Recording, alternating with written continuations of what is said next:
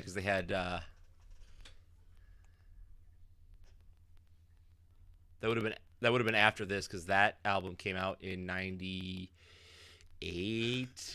And you know how I know? I got that album through a Columbia House CD club. Like, Woof. yeah, like 12 albums for a penny, and you're gonna owe us $250 for the next 6 years. Yeah, that was when Korn. Like that was when Korn became like a cultural phenomenon because the "Got the Life" video was Yes. #1 on TRL for so long that they had to change the rules that songs could only be #1 for so long.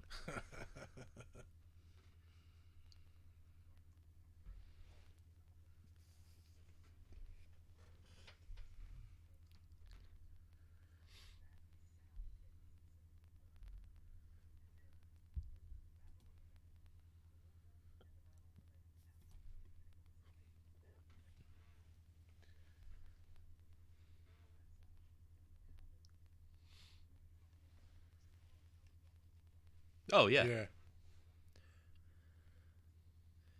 yeah. Well, because what you wound up with was aggressive guitars over hip hop beats, and then aggressive vocals that had, like a rap cadence to them. So, like you got the same thing with like Coal Chamber and Spine Shank, and oh man, I'm really fucking old. I graduated in 1997. Diecast. So in 1997, you could have seen me like cruising around here my first car was a 1983 Grand Prix that was like indestructible. Yeah. Just slamming Jimmy's Chicken Shack, right? No, like blasting this album like on cassette. Oh yeah. Yep. That was right around the end of it. Right around the end of it. Man.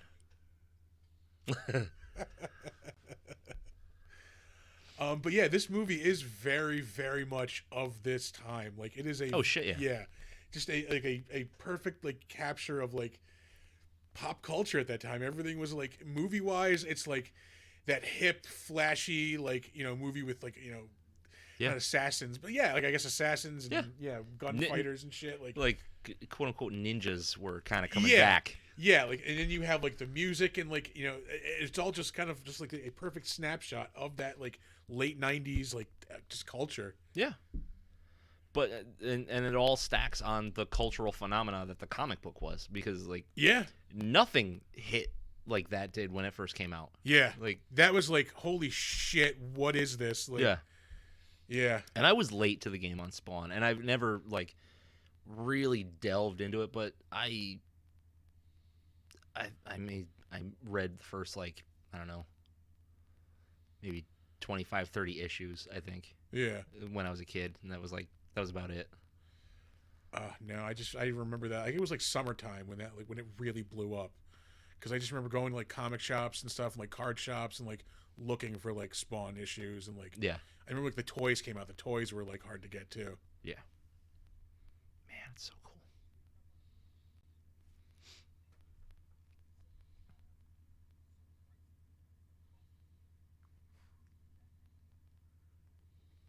Oh, yeah. That's where the money is.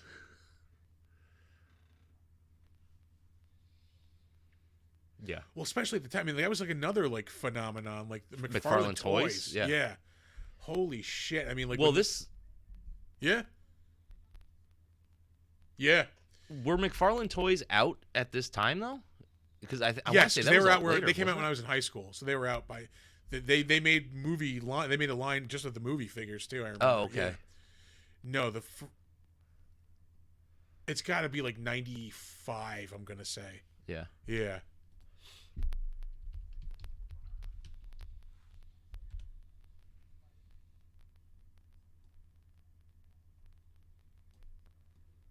Oh, maybe. McFarlane toys. Let's see. 94. Yeah. God damn. Yeah, no, I remember the He was toys right coming on it out then, huh? pretty early in the game. Yeah, because that first Spawn figure had like, I don't know what the fuck it was supposed to be, but it looked like a chicken leg with like a bite taken out of it. It probably was. But it was like black and like there was like the inside was white. Weird. Yeah.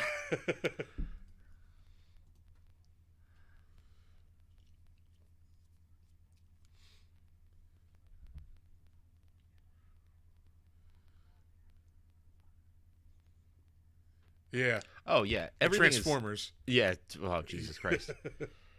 Everything is super dark. Everything is wet, and it's all shadows. Because the slums are. You can't have dry slums. We only have wet slums in this country, okay?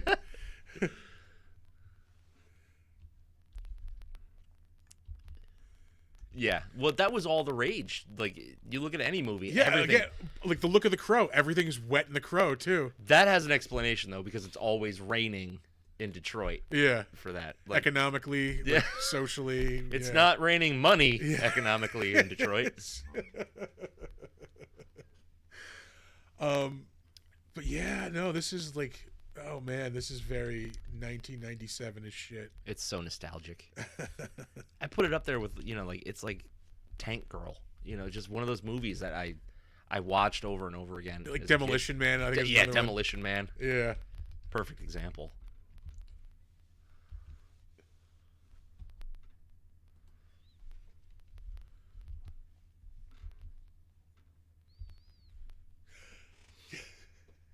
Yeah.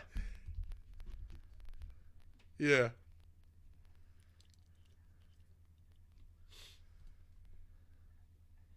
I cannot stand looking at Malboja Yeah. at any time. That in is this straight like PS1 graphics. Like, but I had the same thought when I was watching them. So, like, this is a TV movie that just has like, well, at the time, like big special effects. movie.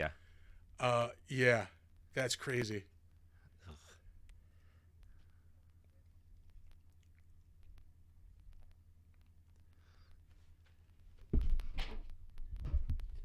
Yeah. This was not that higher level. No, if this came out like 3 or 4 years after it did, Yeah. it probably would have looked amazing. Unfortunately, yeah, yeah, it would have been amazing. Well, this is what, 2 years before X-Men? Yeah, 2 years. X-Men was 99. Yeah, Was it 2000? I think we froze again on. Yeah. that's Catching fine. it and fixing it, but Yeah. trying to do it without making you notice. Well, there. Okay, there we go. I know I have to bounce. Yeah. And Hey, we're back. moving again. There we go. It's like the fourth time. That's fine. I'll try not to look then. I'll try not to Yeah. look. I'm taking care of it. I'm bouncing it to get it back. Yeah. What else is there to say about this? I like. The actors are not great. Like I like Michael Jai White. Like he's cool, Yeah.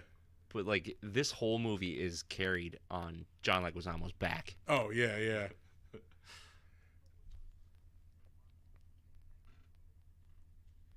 Yeah.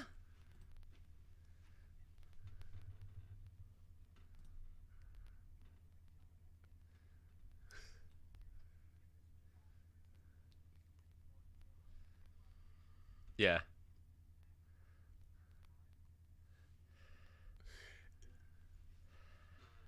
I can see that. The cheerleader routine is when I was like, oh, all right, like.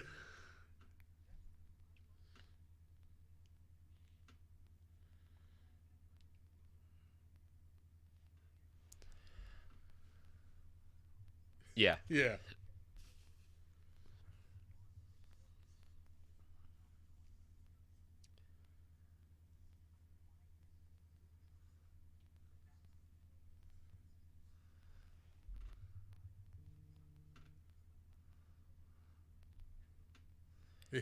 Just chew the scenery, man. Go for it. Like, Yeah. So, like I said, I'm not overly experienced with the Spawn comics. So the Violator character was a little more serious, or more, or was he jokey but not like goofy jokey? Yeah, he was more sinister. Yeah, Okay. like way more sinister. Yeah. Oh man, I forget where I was going with that, but yeah, I don't remember. Anyway, Spawn. Yeah, this is Spawn. Uh,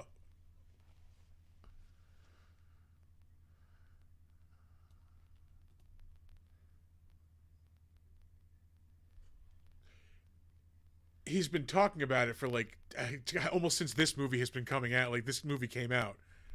Yeah. Yeah.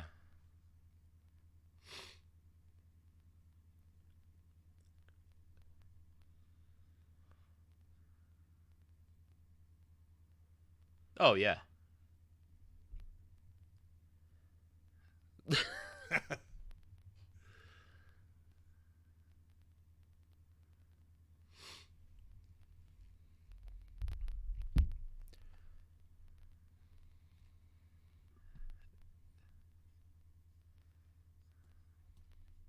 Yeah. It is crazy. It's been 30 years. Like, that is pretty fucking crazy. Yeah. Um. Uh, So he doesn't really have much. He doesn't really have much to do with the comics anymore. Like he probably oversees like the general storyline.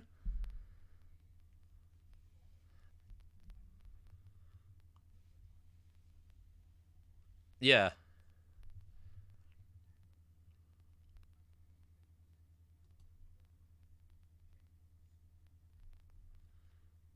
No. no.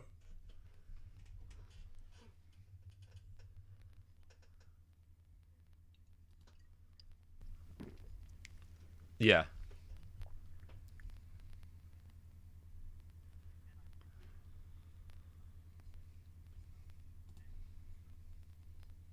Yeah. Yeah, yeah, I don't think he does like monthly anything, but he's got to be in control of like the overarching story. Yeah, I'd assume He's so. like, yeah, Yeah. because there's no way he's just gonna hand over that baby.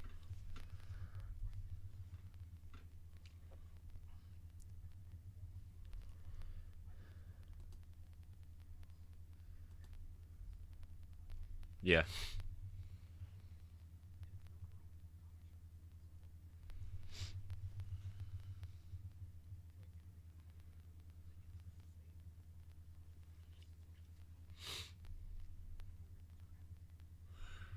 Like when 300 came out a couple of years ago, that was like that was huge. massive. Yeah.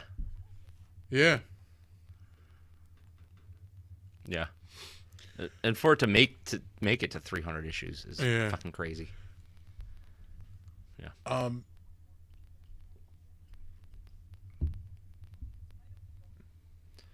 There is one now, yeah, but it's not Marvel. It's not. It's not Disney. Yeah. Yeah, it's not Disney. Yeah. Going back to the figures, I forgot I wanted to mention this. The McFarlane figures, they made those Movie Maniacs figures like back in the 2000s. Those were amazing. I had almost all of those. I have no idea what the hell happened to them, but I never had any, but I used to ogle over them, especially the like the Countess Bathory one. oh yeah, it was like from Yeah. the later lines. Yeah. Yeah. No, my favorite was the Jason Voorhees one, man. That one was just perfect. Just a huge machete, like Yeah. yeah. The Ash, yeah.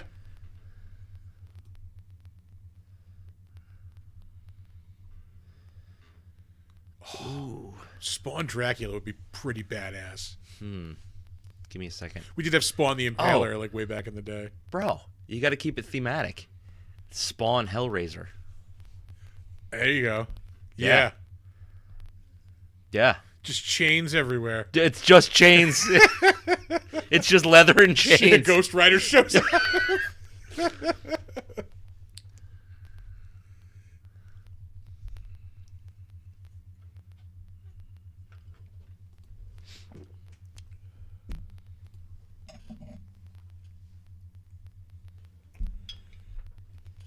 Mm-hmm. He's a Billowy cape cape, man. He's a yeah. cape man. Yeah.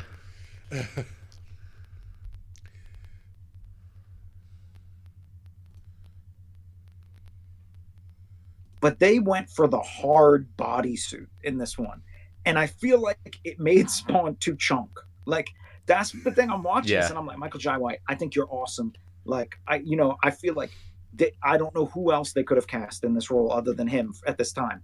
But bro, you look chunk in this armor. It does not look right. It is the incorrect Clomping dimensions. around. Yeah. No, it makes him look clumsy. And if there's one thing that Michael Jai White is not, it's clumsy. But yeah, it was probably just because like all the Batman movies, like even the Schumacher Yep. ones, it was all like hard sculpted rubber Yep. bullshit. So yeah, they were probably just trying to follow that, which meh. Like maybe they tried cloth Yeah. and it just didn't come out right on I was gonna film. say, like, the look of, like, I don't know, like everything in this movie, and then him pulling off like a cloth mask, like, I don't know if that would play like well, like, I don't know. Yeah. It probably wouldn't have worked. They had a very interesting dance they had to do with Al Simmons's face, because you need to know it's Michael Jai White because he's bringing so much personality and charm to the character. Yeah. But then it needs to look like Spawn. But then he spends a disproportionate amount of time not in a Spawn mask, so they can have the face acting and the makeup that they spent so much time applying. Yep. But then also, you're not looking at Spawn's most iconic feature, which is his mask.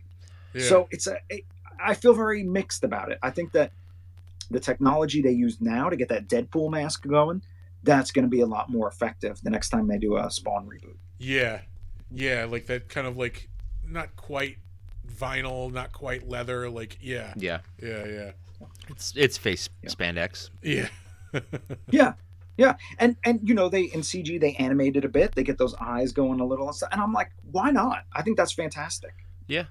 Like, we talk about it all the time. It's like the perfect amount of CG for a thing is when you have a practical effect and then you just tweak it with CG. You know, Yeah. I'm not a big fan of something that's 100% computer generated, and it's because you can always tell. Yeah. And so if you have something that's real and then you just kind of spruce it up with CG, then it makes it work. Yeah, which is, you know, the antithesis of what they did with the hell scene here. Oh yeah. Oh yeah. Yeah. Maybe if we just overwhelm them with CG, they won't be able to tell. It's just everywhere. Like, And you can tell they had different studios doing different sections of that, because sometimes you're like, whoa, Violator, like, this is working for me right now. And yeah, granted, by the way, I have to say, I was watching this on my Spawn VHS tape. Oh hell yeah. Yeah. As you can see, I didn't even rewind it. It's still, you know. you were not kind But- and did not rewind. Yeah, no, I didn't. I own it. That's Whatever they're punk gonna do, rock. fuck them. But so I imagine that it might have looked a little bit different than it looked for you guys. With that said, I'm watching it and I'm like, sometimes there's just no lighting or shading applied to Violator in these hell scenes, and then it cuts back, and then he's got like ragdoll, maybe green screen sometimes Spawn. Yep. And Violator, I'm like, oh, Violator's not so bad. Like this is going from PS1 to PS2, and it's working for me, and I'm okay with In the it, scene you know? where, like, And then I was just saying, sorry, in the scene where, like, Violator is fighting Spawn, like, he's in the demon form, Yeah. it doesn't look that bad. Like, it looks kind of no, good. Yeah, when they're fighting like doesn't. street level, yeah, it looked good. Yeah. oh, that one's fine. Yeah. No, I don't mind that, but it's also such a weird dance they had to do, because I think they wanted to emphasize what we all know and love most about Spawn: the cape, the brooding, Yeah. the you know the you know, he's hiding in a dark alleyway, whatever. But instead, it's a martial artist in this chunk bodysuit with like guns half the time. Yeah. And you're like, yeah, I'm not saying Spawn doesn't do that now and then, but like, I want to see the chains, I want to see the cape. Like, you guys aren't selling this for me Yeah. in quite the right way. Instead, it looks like a weird, like, somebody was like, did you guys see Guyver? Let's Yeah. just do that. Let's do that, but not quite. I just Yeah. remembered what I was going to say like 10 minutes ago. I think I remember, like, not being crazy about this at the time. And, like, now I do appreciate it a lot more. I think Same. this suffered at the time because this is right, like, at the time that the cartoon is airing on HBO, which was like, Oh, they were concurrent. I had no Yeah. idea. which was like, because I remember watching that, like, it might have wrapped up at that point because I remember watching it in high school, like, when it first, like, premiered. I had, like, a bunch of people over, like, we all watched it at my Yeah. house, like, yeah. That's cool. So it was probably like in its maybe like third season, maybe at this time, or maybe second season. Dude, the Spawn party. That's what we did for South Park. I wish I'd done mine for Spawn. So I mean that cartoon was just fucking awesome too. I at the still time. have not seen it. Really? I look at it on HBO Max every fucking time. I'm like, I'm gonna watch it. I'm just not tonight. I'm gonna watch it. Not tonight. But, That's a risk, okay, because I know I haven't seen it since it first came out. yeah, you've got history with it. Yeah. So like there is like a nostalgia factor for it, Uh-huh. me, but like I remember it being like just dead on with the comic at the time. Like it was Yeah. perfect. Yeah. Yeah, visually it's quite it's immersive in the way that the comic is. Yeah. Story wise, does it hook me quite the same way? Like Yeah. those first 15-ish issues of Spawn, I really did enjoy those. The show didn't hook me in quite the same way, but you can't fault it for how good it looks. Yeah. Yeah. It was like that's like the max, right? So like I love Yeah. that too. the comic was like crazy and weird and cool, and then the cartoon was crazy and weird and cool. But if I go Yep. back and watch it now, am I gonna think it's cool? I'll think it's crazy and weird. But does it hold that's the cool? a strange one. That one is like it's almost motion graphics at times, Yeah. Yeah. but it's in Sam Keith's style, so it still looks spectacular even when it's the motion is, let's say, a little bit underwhelming on the Max. Yeah. But like, can I sit down and watch the whole thing? Probably not. Yeah. You want to throw on an episode or two and be like, oh yeah, this was Yeah. fun. Yeah, and then 2 years later, you're like, I haven't watched the Max lately, and Yeah. then you go and you're like, do I want to start with episode 3 or like should I start from the first one? And you start from the first one, and then the cycle repeats over Yeah, and over. you're again. like, oh, yeah. Oh yeah. I'm done with this. That's Yeah. right. Yeah. The 90s were fucking wild. They were so wild. You know, I feel like there was a plethora of exciting, weird stuff that was on back then. Oh, no, Yeah, we do have 100%. a lot of 100%. good stuff now, Yeah. and streaming has totally changed things. So I'm sure if we could have accessed the catalogs we have back then, we would have thought that this was like mind blowing. Think about But like the comic book. the movies. quality level It- that could really differ Yeah. from project to project back then. Yeah. But like think about the weird comic book movies we were getting like in that weird 90s period. Like you said, Tank Girl, like Yeah. you know, this. You had like Like the cool indie shit was hitting. Yeah. Oh, Yeah. there's another one that was just at the top of my head that I can't remember anymore. Damn it. Well, even Oh, think Barbed about Wire was another yeah. one. Oh, like- Jesus Christ. That's so weird that they did that. Yeah. Now, you know what's technically a comic book movie? Time Cop. Yeah. yeah. Is it really? Yeah.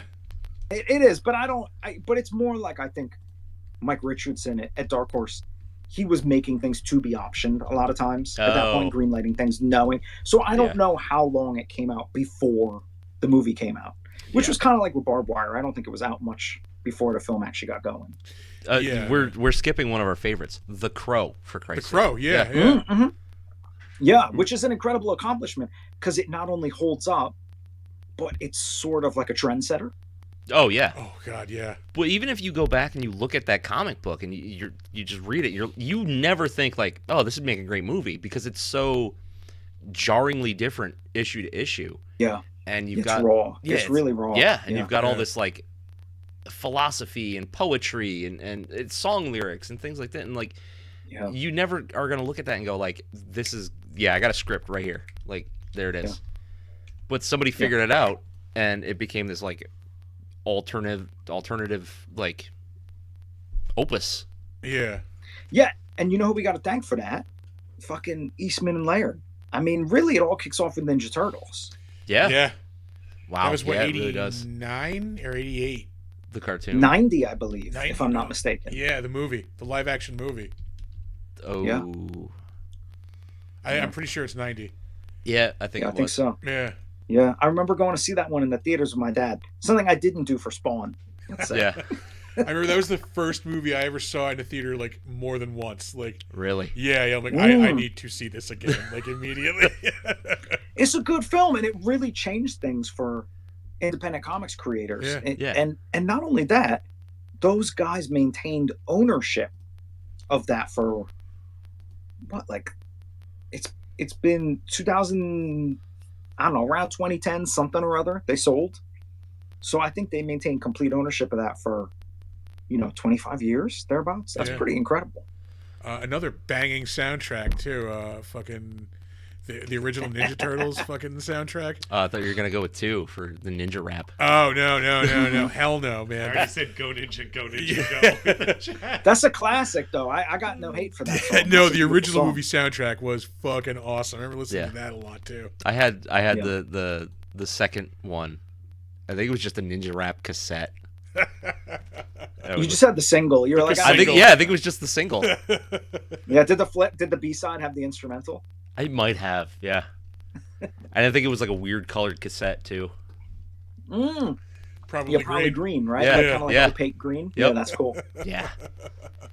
Yeah. But that's the cool part is like if you get these really rad indie comics and they become like really popular movies, people who never knew that they were comic books are gonna see, you know, like based on the comic book by blah blah blah, and then they're gonna go buy it. Yeah. You know, because like Yeah. who knew that The Crow was a comic book? Yeah, yeah. Who knew that Ninja Turtles was a comic book? Who knew the Tank Girl was a comic book? Like most people knew Spawn. Who the fuck That's knew? true. Who the fuck knew Blade was a comic book?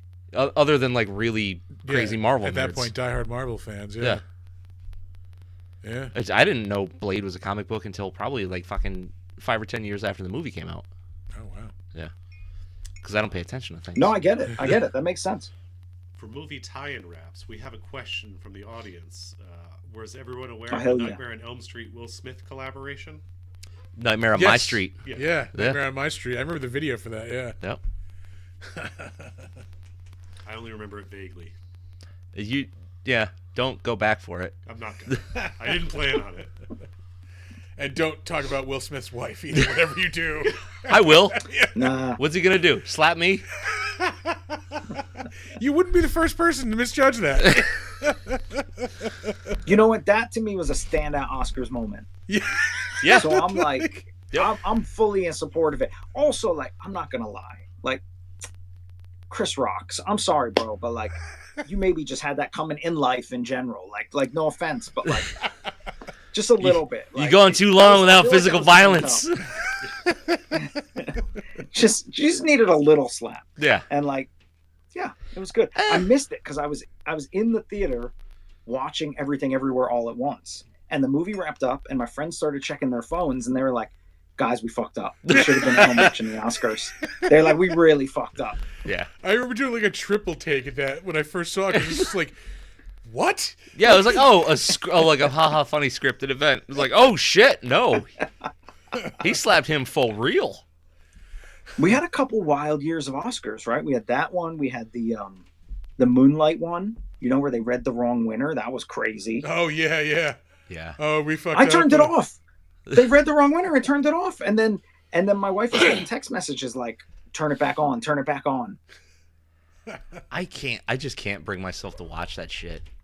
Because I know I hear Oscars you. is a little different, but like, let's say the Grammys, I cannot have music be judged by people that don't know shit about music. Like, No, I it's can't true. do It's it. true. You know what the thing is, though? I watch them now. I used to not watch them. I abstained for a long time. Yeah. But I live in Los Angeles, and it's after a while the allure of it is It's too strong inescapable. because you're maybe gonna have an acquaintance that's like working on the red carpet or something like that. Yeah. You know, doing some random job. And or maybe, you know, you got a friend who you're like, oh, you know, they're gonna be in the back in the audience. So you're like, you know, I want to watch this. in Yeah, you case just want to see them your or something. friend, yeah. Yeah, exactly. And you know, you just want to see them, support them, you know, whatever it is. But the spectacles that they are, they're so hilarious. Like you can't, and you start to get to know some of the personalities behind people that are involved in it. Not necessarily the individuals themselves, but you know people who are like one remove from them. And you hear them having to run through their like scripted routines, or in some case, very unscripted routines that they give. Yep. Or even if it's just the people that are interviewing on a red carpet, whatever. And the whole thing, it takes on a different sort of layer. Like I don't watch it because I care who's going to win. I watch it because it's like it's tangential to your experience of just living here in general. Yeah. Yeah, yeah. Was it like they call it like Oscar season or whatever? It's like, yeah, everything ramps up to that moment. You can't drive anywhere in the city without seeing for your consideration billboards. Really? Yeah. They're everywhere. Yeah. And my social media, all the ads turn into FYC, even though I'm not going to be voting in any of this stuff. Yeah. I think they just target Los Angeles in general. Yeah, it's probably they just blanket the whole city. Yeah. Yeah.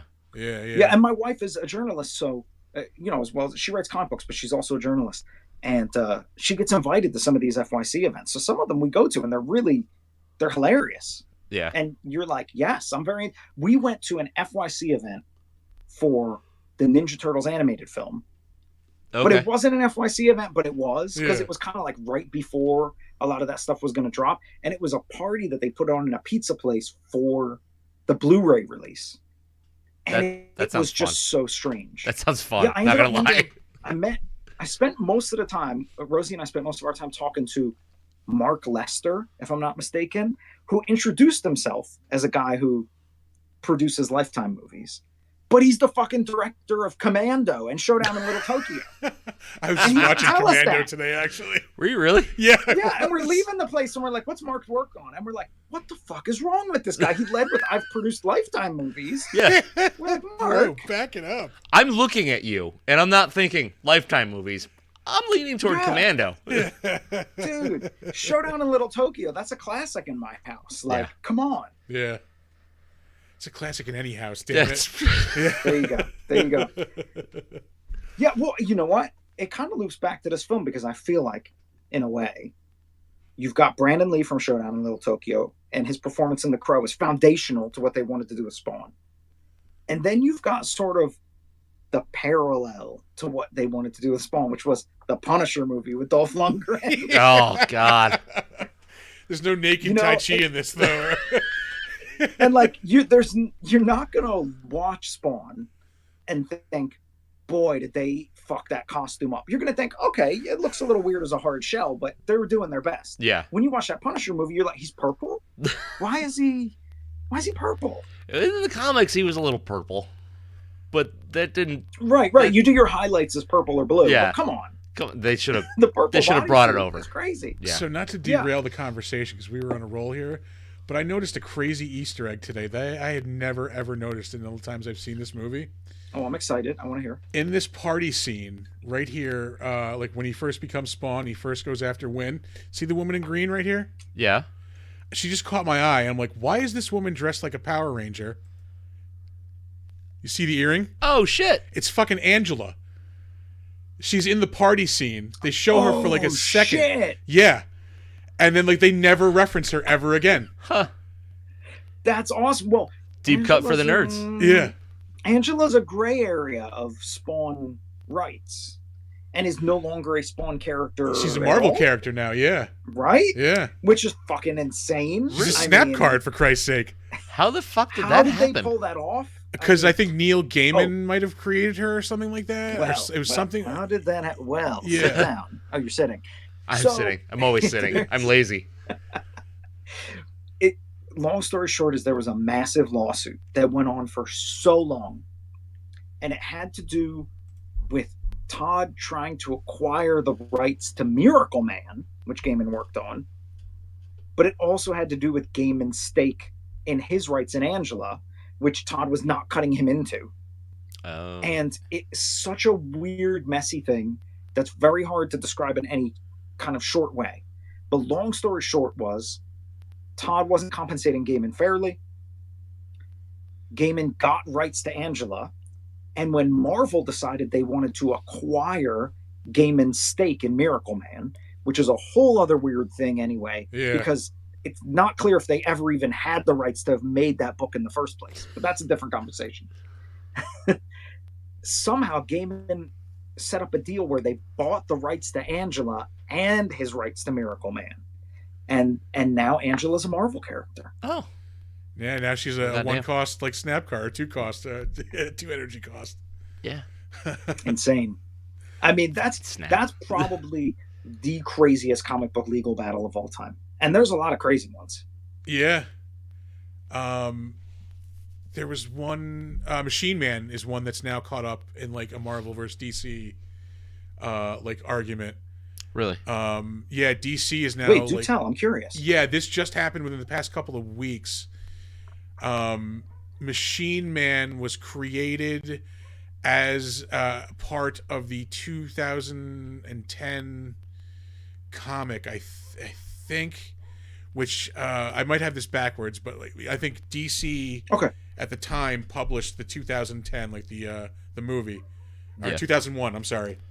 Oh, 2001. Yeah. Yes. Of Yeah, course, yeah, the Kirby thing. Yeah. Machine Man was created in that comic. I'm Yeah. sorry, no. That's Marvel right. created the comic.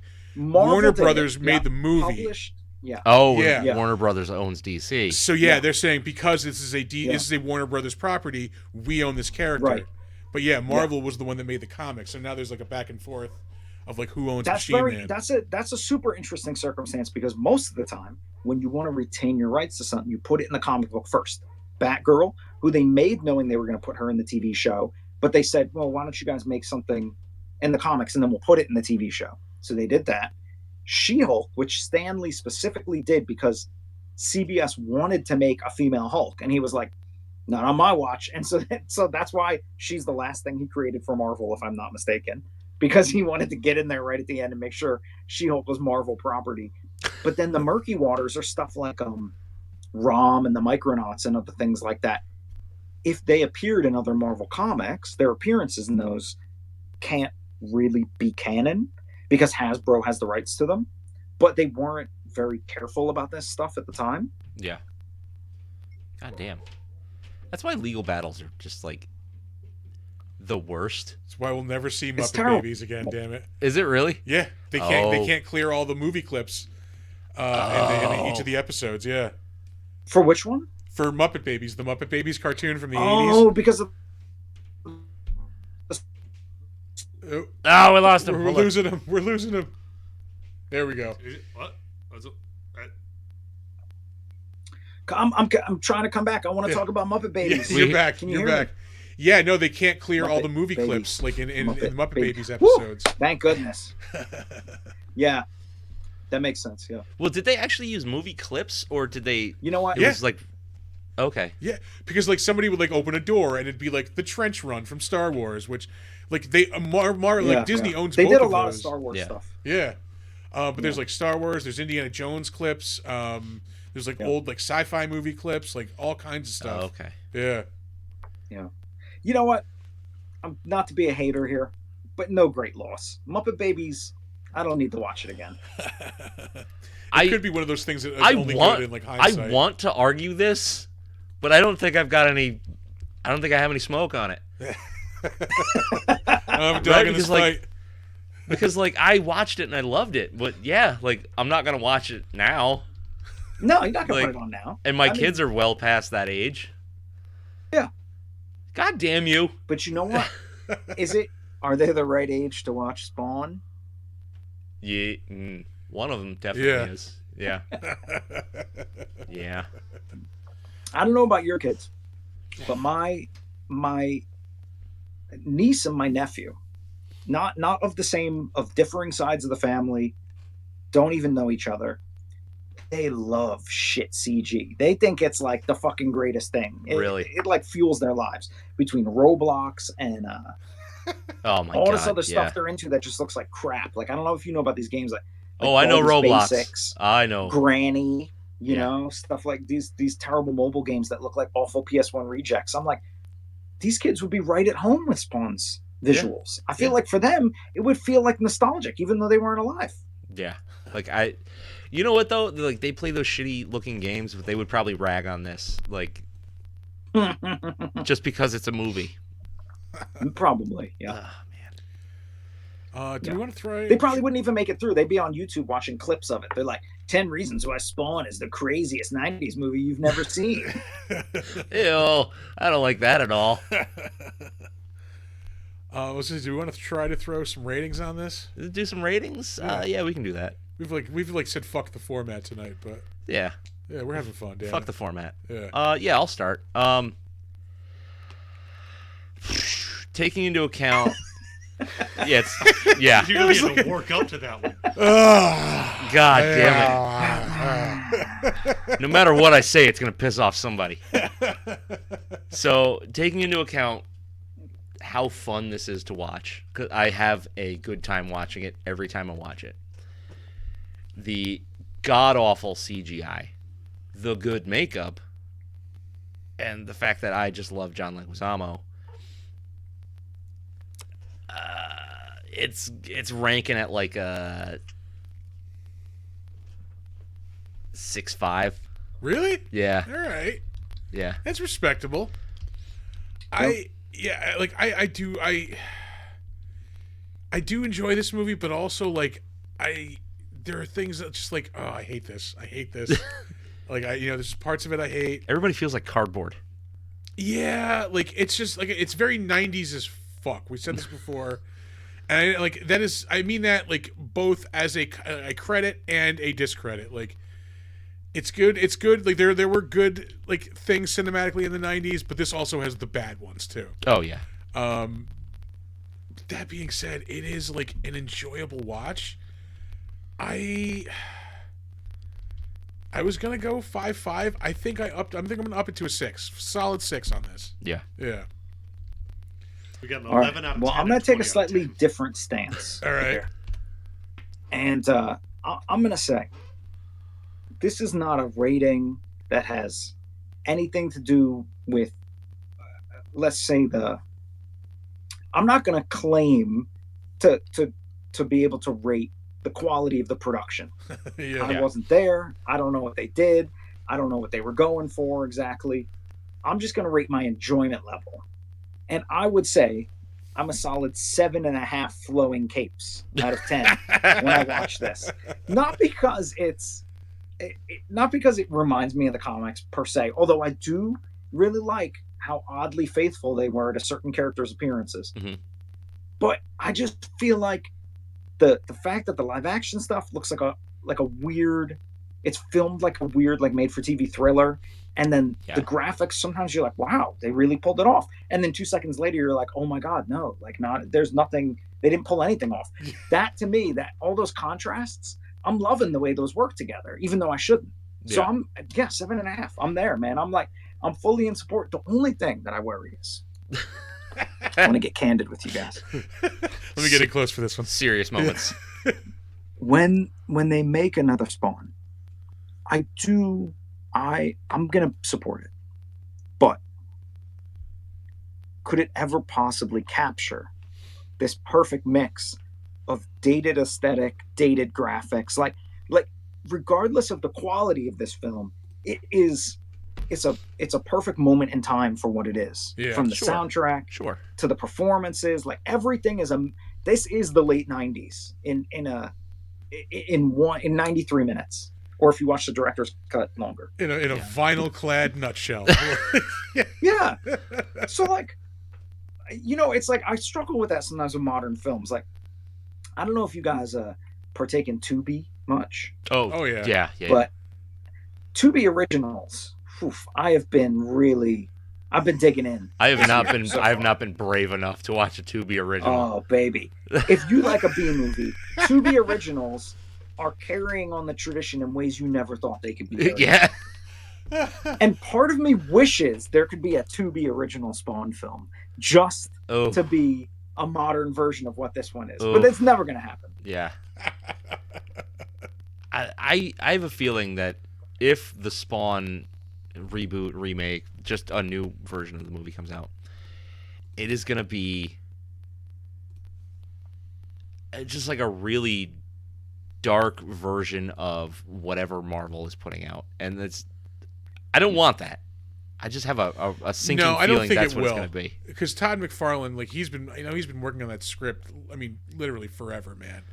He Which is a bad sign, by the way. Yeah, that's not always a good thing. I don't think it's going to be. I mean, just knowing what I know about Todd McFarlane as a person, I don't think he's going to make a Marvel clone at all. Yeah. I don't know. Like, I think the only way they can like going back to what Nick was just saying, I think the only way you can make this movie and make it really click is to make it a period piece, make it a 90s set movie. Yeah. That would be. I don't know if I was saying that, but that is an interesting point. No, that's where I'm going with it. That's where I'm taking it. Oh, good. Okay, Yeah, good. no, I no. was like, I was like, I don't know if I feel that way. No, but because it is I such really a. like that idea. Yeah, like you were saying, it's a capture of that moment in time. It is such a perfect capture. It is. of It that. is. Yeah, that's Yeah. true. Like, I think you need to take it back there. You need to make it a 90s period piece. Look, undeniably, this movie is a big reason why a certain segment of our peers were goths at the time. I mean, goth was like a thing, man. Yeah. That was like, if you tried to explain that to somebody, like, I don't even think they would understand. Like, your friends walking around in school with those weird, like, pants with the straps behind them, and you're like, You're like, what? And they're showing, and like one day he's like, yeah, bro, I'm gonna paint my face all white tomorrow. It's gonna be crazy. I'm coming in, I'm doing the eye makeup, and he does it, and you're like, all right, I don't know what this guy's going for, but I'm happy for him. He seems to really be finding himself with this look. Yeah. You know, I need but to wear a this was trench such a coat thing, every and day. Spawn was such a part of that. It's 90 degrees. trench I don't coats. care. Well, Chris, you were out of school before. I think, but both of you guys, from what you're saying, you guys were out before trench coats got banned Yes. because of Columbine. I would, yeah. no, that I was was I nuts. was still in school. I was before. I was. That okay, happened okay, so was I. That happened Yeah. right as I got out. I remember that happening, and yeah, no, Yeah. I would have been on that fucking list of kids like targeted. What because was that? What was Yeah. that? 99. I wore a trench coat every fucking I think day. so. It was Yeah. 99. I believe it was the spring of '99. Was yeah. it 99 or 98? And I think it was 99. and it was all of a sudden no more trench coats. You had to leave your backpack at the front of the classroom. I remember this was like a big deal. Yeah. Yeah. You know, but that was sort of the end of the high school goth in a way. Yeah. Well, they didn't kind of really forced They persist. cracked down on they him. forced them out. Yeah. Yeah. They really did. All of a sudden, you couldn't express yourself in My- quite the same my way. people in were school, driven which I feel underground. like is a shame. Because, like, let's be real. Back Those to the schools- shadows with you. Yeah, those fucking bitches. They weren't goths. Those Columbine bitches. And No, not they even were. That. They were like. They were bullies in their own right. Goths didn't bring guns Right, to school. that's what I'm We saying, brought man. fucking knives. Like it's. I get it. It's complex. There's a lot of factors, and I'm There's sure you there's guys a could lot of see it at the nuance. Yeah. time. You felt like things were going to boil over for some people. Yeah. You were like, how could this can't go on too much longer for this person? Like, you know, I remember there were a lot of kids that I used to try and look out for that were a couple of years younger than me that would just get picked on, and I was like, yo, man, you got to stop bullying this kid in the back. Thinking, you know what kid's going to do to you one day. You know, I'm not saying it to the guy at the time, but Yeah. I'm like, I'm Yep. thinking that. Like, I'm thinking this is insane. Like, you're really going to push somebody to the brink with this. It was bad. It was really bad. Yeah, it was the era of the school I feel shooter. like it was sad. It was sad that we lost that crazy, insane, artistic, individual expression Yeah. because that was something that was all part of the Spawn vibes, man. Although I feel like a goth probably would have hated this movie at the time. Depends on what kind of goth we're talking about. Yeah. That's true. If they're corn leaning, then obviously they're going to be Yeah, feeling the they- vibe. Your corn leaning goth. Corn leaning goth. It was a thing, man. You had your Manson leaning goth and your corn leaning Your goth. Smith's And leaning they're goth, friends, yeah. but they disagree. You know, it had to do with the width of the pants, if we're being real with Yeah. each other. Your How corn flared goth, are they? He's coming into school. He's bragging about the circumference of his pant leg. Yeah. You know what I mean? Yep. Like, I that got was a legitimate UFOs thing. on. Oh, Yeah. that means you're a raver. Dude, Yeah. I think one of my friends, he was like, yo, man, I got the 54 inches on today. And I was like, all right. Like, Check it good out. for you. Jinkos. Like, what am I Oh, supposed to say? yeah. Like, That's bigger than my waistline, dog. it's nuts, man. But that's what we were doing back then. Yeah. Yep. If your pants weren't soaking wet at the bottom, you weren't cool. Oh, I used to cut. I couldn't handle the wet. So Oh, I yeah. think I was not cool. Yeah. Yeah. Yep. It's the way it is. Oh. Yeah. I couldn't do the like, I'm also really short. So I just couldn't let those things drag, man. We have the There's opposite too much problem. weight. Yeah. Kaiju sized. I'm 6'3". You're 6'3". 6'3". Yeah. Yeah. Yeah, no, we were in different worlds of pants. my friends. Yeah. I never had any cool clothes. I had Walmart What? everything. No. But I don't feel like that necessarily precluded you from not having some cool clothes. They had some weird shit there too, didn't they? Yeah, but I wasn't allowed to have any of it. Oh, I see. Yeah. I understand. Yeah. I would get away with like a t-shirt that was kind of cool every now and then, but like Okay. actually one of my favorite shirts I ever had was a white like ringer tee, but it had like the old school Cocoa Puffs shit on it. Yeah. Dude, a cereal T-shirt that Yeah. was like super social currency back then. Yeah. Yeah, I Unfortunately, had my a Tang shirt. That was like my personality for all of 8th grade. Was they were like, "Oh, Tang? you're the guy with the Tang shirt." sick. I wore a lot Yeah. of comic book shop clothing in that era, like Yeah. where you can only get like comic book themed shirts like in comic book shops. Yeah. So I'd wear like, I remember this one, like I'd get shit from like older people a lot from. It was like Yeah. the cover of it was Amazing Spider-Man, like I think it was from the first, I think it was part 3 of like the first Carnage appearance, like the first like big Spider-Man Venom Carnage fight. And it was like the three of them fighting, and then like it was a black shirt with like white webbing, and like I remember like my dad would give me shit for it. Like, why would you wear that shirt? Because it's awesome. Nah, that's cool as fuck, man. We would have been rad. good buddies. We would have definitely been. I would have been like, I would have seen that shirt, and I would have been like, that's what I'm talking about, man. I had another one with like it was like a white shirt with like black like X-Men comic like panel printing on it, and then like the main picture was a full color picture of Beast like jumping over a fence that just said, "What do we tell the others?" I'm like, yeah, I got hit shit for that. That's insane. One. Yeah. What does it even mean? I love it. Exactly. Yeah. That was Yeah, another that stuff comic was book hard shop to find shirt. back then. I'll never forget the day when I found an Iron Man shirt in JCPenney, and my mind was like, Yeah. I think it was like 2001. I was like, you've got to be shitting me. I was like, you're telling me I don't have to go to the comic shop anymore for these crazy shirts? Yeah. Yeah, 2001. Yeah, because like mainstream comic book stuff had been started already. Yeah. So Yeah. It was happening, baby. It was the Yeah. wheels were in motion. And thanks to Todd McFarlane and the Spawn movie for pushing us into the Blade movie. And Yeah. even though Blade wasn't the hit with the merch and with the fashion per se, that was when studios were like, oh, we could take this seriously. I think we can make an X-Men film if they're dressed like Blade. yeah, yeah. They are What dressed like leather do Blade. we have on hand? Yeah. They're like, yeah, they can be in costumes, all black costumes. Yeah, I mean, that worked better than if they gave them yellow spandex. But you know what? I'm stoked for what they're going to do for the costuming in this Deadpool film that's coming up. Because Yeah. we're finally going to get the yellow and blue Wolverine. Looks like it's going to be nice. Yeah. We're at a time when they can pull it off now. So Well, because let's do everybody it. wants it now. Nobody wanted They it do, which is crazy. No, nobody wanted that shit. Yeah. No. because it Yeah, would have it's looked very tacky. Now we interesting to want be in this tacky. time. Yeah. Yeah, we And want even that if, comfort but I food, feel like, let's be real, they are able to execute it where they know how to, they can sculpt that cloth to make it look like fabric, but feel like a superhero costume. Yeah. So it's cool. I'm in. All right. You guys want to do some trivia on this movie? we can do some Ooh. trivia. I have some trivia. I love that. I scoured IMDb roughly a year ago. Yeah, just you scoured our Love your it. email notes. Love it. I got one too that I'm interested to see if you cover. All right. All right. Yeah. All right. We'll get there. All right. John Leguizamo ate live waxworms on pizza for this film. He then vomited immediately. Yo, I was wondering after the about take. that Real worms. Yeah.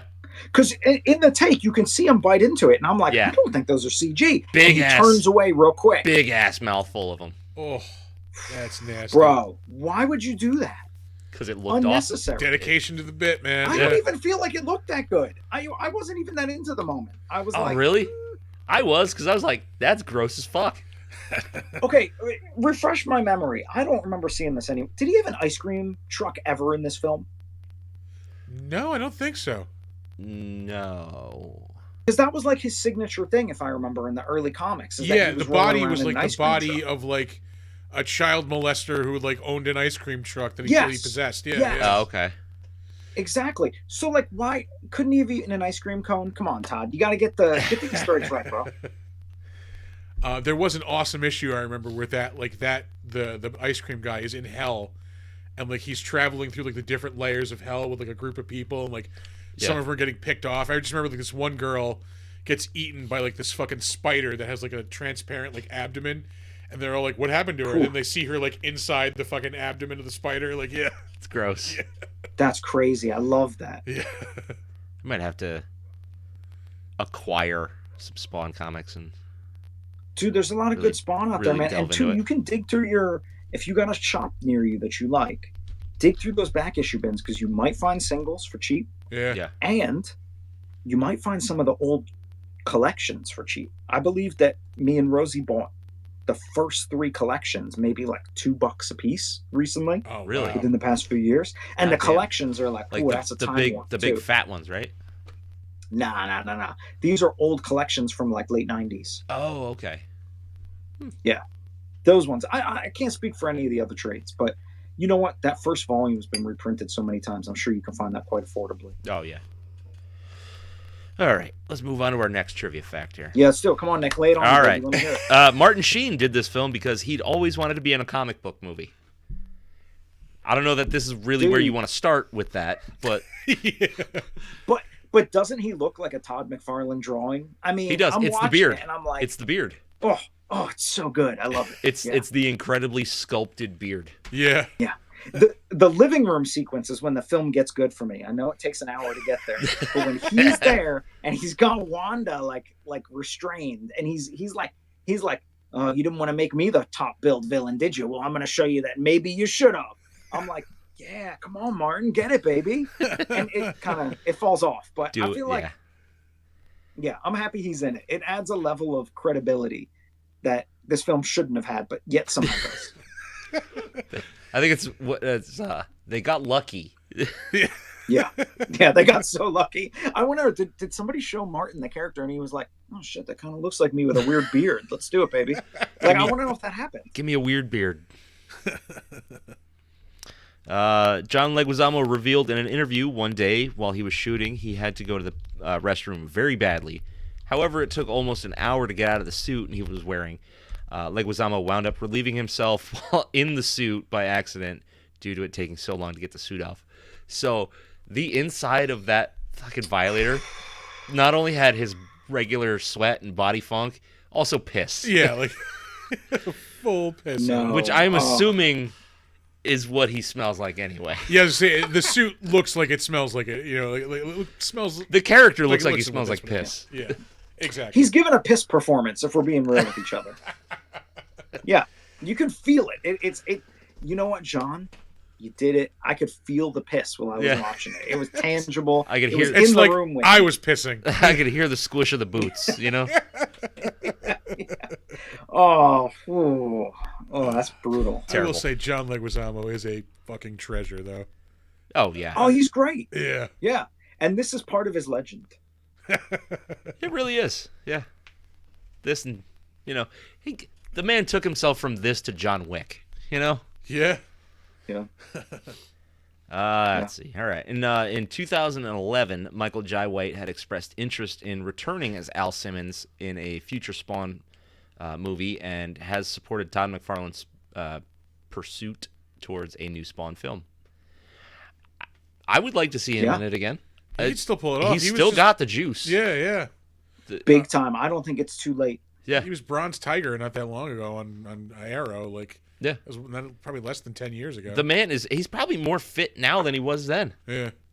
Yeah. Unquestionably. Yeah, Yeah. I think he's more accomplished as a martial artist in general, Oh, which yeah. is an interesting thing because Spawn isn't a character you necessarily relate to that. Yeah. So it's like, you would have maybe rather seen him play. Shit, it's hard to say. There are a zillion characters he could have played. I mean, if they could have done a Bishop with him and had him doing some sick fight sequences, that would have just been mind blowing. That would have Yeah. been So it's awesome. really a lost opportunity in that regard. But hey, at least he gets to bring the physicality of his experience to this, even if he's not Yeah. like Or if we're sticking, delivering a lot of roundhouses. in the Image universe, like a chapel, live action chapel, that would have been cool. Oh, which brings me. Speaking of which, Nick, do you have a trivia about Chapel in there? I don't. Well, may I drop mine Do if it. you don't Let's mind? do Because it. it's the perfect segue. Okay, so don't know if you guys remember this, but the assassin who kills Al Simmons in the comics is Chapel. Yeah. Mhm. But Chapel is a Rob Liefeld character. It's not a Todd McFarlane character. I couldn't tell because he wasn't covered in pouches. And I saw his feet. I understand. I saw his feet. Yeah, you did once. Yeah, that's true. So I completely get it. Very normal confusion there. Yeah. When you see the feet, you think, how could it be? Can't be. Yep. So Chapel is in the comics. That's Al's origin. He gets murdered by Chapel, who gets sent on the mission with him, who's told to take him down, and then he goes to hell. He becomes Spawn. Yada yada yada. We've seen it in the movie. We know what happens, but they had to do something different for this film. Thus, the creation of Jessica Priest. And my understanding is that in the comics now, it has been retconned. So Jessica Priest is Al Simmons' murderer. And it began with this film. Oh, so Really? they got rid of the whole chapel, just to cut Liefeld out of it? I believe so. Yeah, because the Liefeldness of Image is quite complex. Rob isn't a partner in Image anymore. He was kicked out. And not only was he kicked out, but Rob doesn't retain the rights to a vast majority of his 90s catalog Youngblood being one of them. Oh wow. Oh, so it was He like sold those off. all the Yeah. rights belonged to Image. No. Image doesn't hold anything. Image is a middleman, if you will, because each partner in Image retains their own studio, and that studio is what has the rights. So if you, Oh, if That I had was an the Image whole book, allure, Image, yeah, of the night. I'd love yeah. to work with the Image. I'm trying to work with you, but the great thing about Image is once you hit a certain sales threshold, the rest of those sales become yours. You retain everything. You don't have to give Image a cut of your profits, yeah, aside from their standard cut, and you don't have to give Image any of your optioning rights, anything like that. So Image itself makes a profit off of its books, which sell well. But the reason why there have been so many Youngblood relaunches, and Glory, if you guys remember that one from maybe 10 or so years ago, those were operated through Image Central, but the rights are held by this like completely like nutso dude, who I believe he calls himself Fantastic Comics or Fantastic Studios. I don't know. He was on Twitter a few years ago, and like everybody was just clowning on him for like it was like a year straight. Actually, Yeah. It was nuts. But this like bonkers guy has purchased those rights to Rob's catalog. So yeah, he doesn't even Rob. I don't think Rob can even do anything with that with Chapel without going through the current rights holder, which is weird to think about. yeah, Yeah. yeah. Like, oh Jesus Christ! So and is that guy just he bought them and he's just holding on to them, or is he like parsing them out? Like, hey, you relaunch it, you write it, blah blah blah. He's tried to get stuff going numerous times with different creative teams, but he doesn't pay particularly well. He doesn't pay at all in certain circumstances. Yeah. He was trying to leverage the fact that many artists outside of North America are used to receiving reduced rates.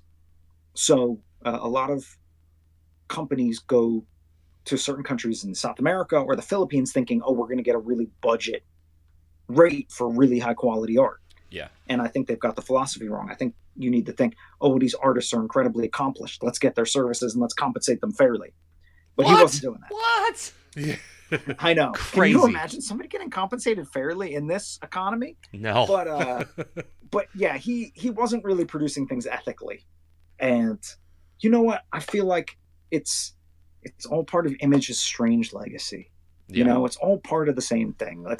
These guys, they were trying to do something really special, and they hit about 50% on the special level. And then the other 50%, they just hit repeating the mistakes of the companies that employed them in the past. Yeah. So you're telling me is communism doesn't work?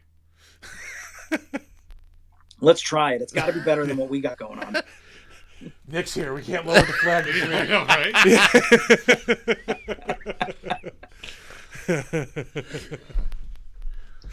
God damn it. All right, let's do some more trivia. Look, I know there's wires tangled up somewhere. I don't know where they are. Trivia. The heavy metal band Iced Earth, which has an album based on the comic Spawn, were offered the opportunity to be on the soundtrack. They turned it down because they thought there was too much techno music on the soundtrack. So then the guitar player wound up being in the January 6th incident anyway. So he's How not, much techno was there at the Capitol How that much- day? yeah. Oh shit, dude! This is wow. Sorry, John. All-time flop, bro. You could have been getting royalties to this day, Yeah. and you already had Spawn songs. Yeah. Which are really good. Like the Dark Saga is a fucking banger of an album if you're into power metal. Could have been teamed up with like Tiesto or like Paul Oakenfold. I love Tiesto. I want to hear that. I've track. seen like a Tiesto little, live. It's like a little bossa nova remix of the Iced Earth track. Yeah, like fuck it, why not? Like, Woof. let's do it. I think I Dude, threw up a that little is- bit in my pants. Look, I understand for some purists, they're like, get that.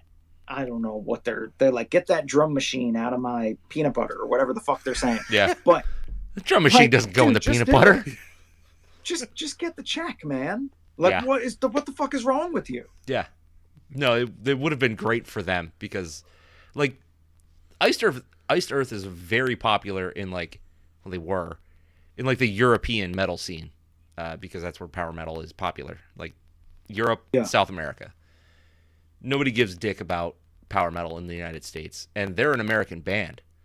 So like for them to just just go like, no, poo, we don't want to be on this soundtrack because it's not for us. So you're out of your fucking mind. Could you give me some comparable acts? Who sounds like these guys? Iced Earth? Yeah.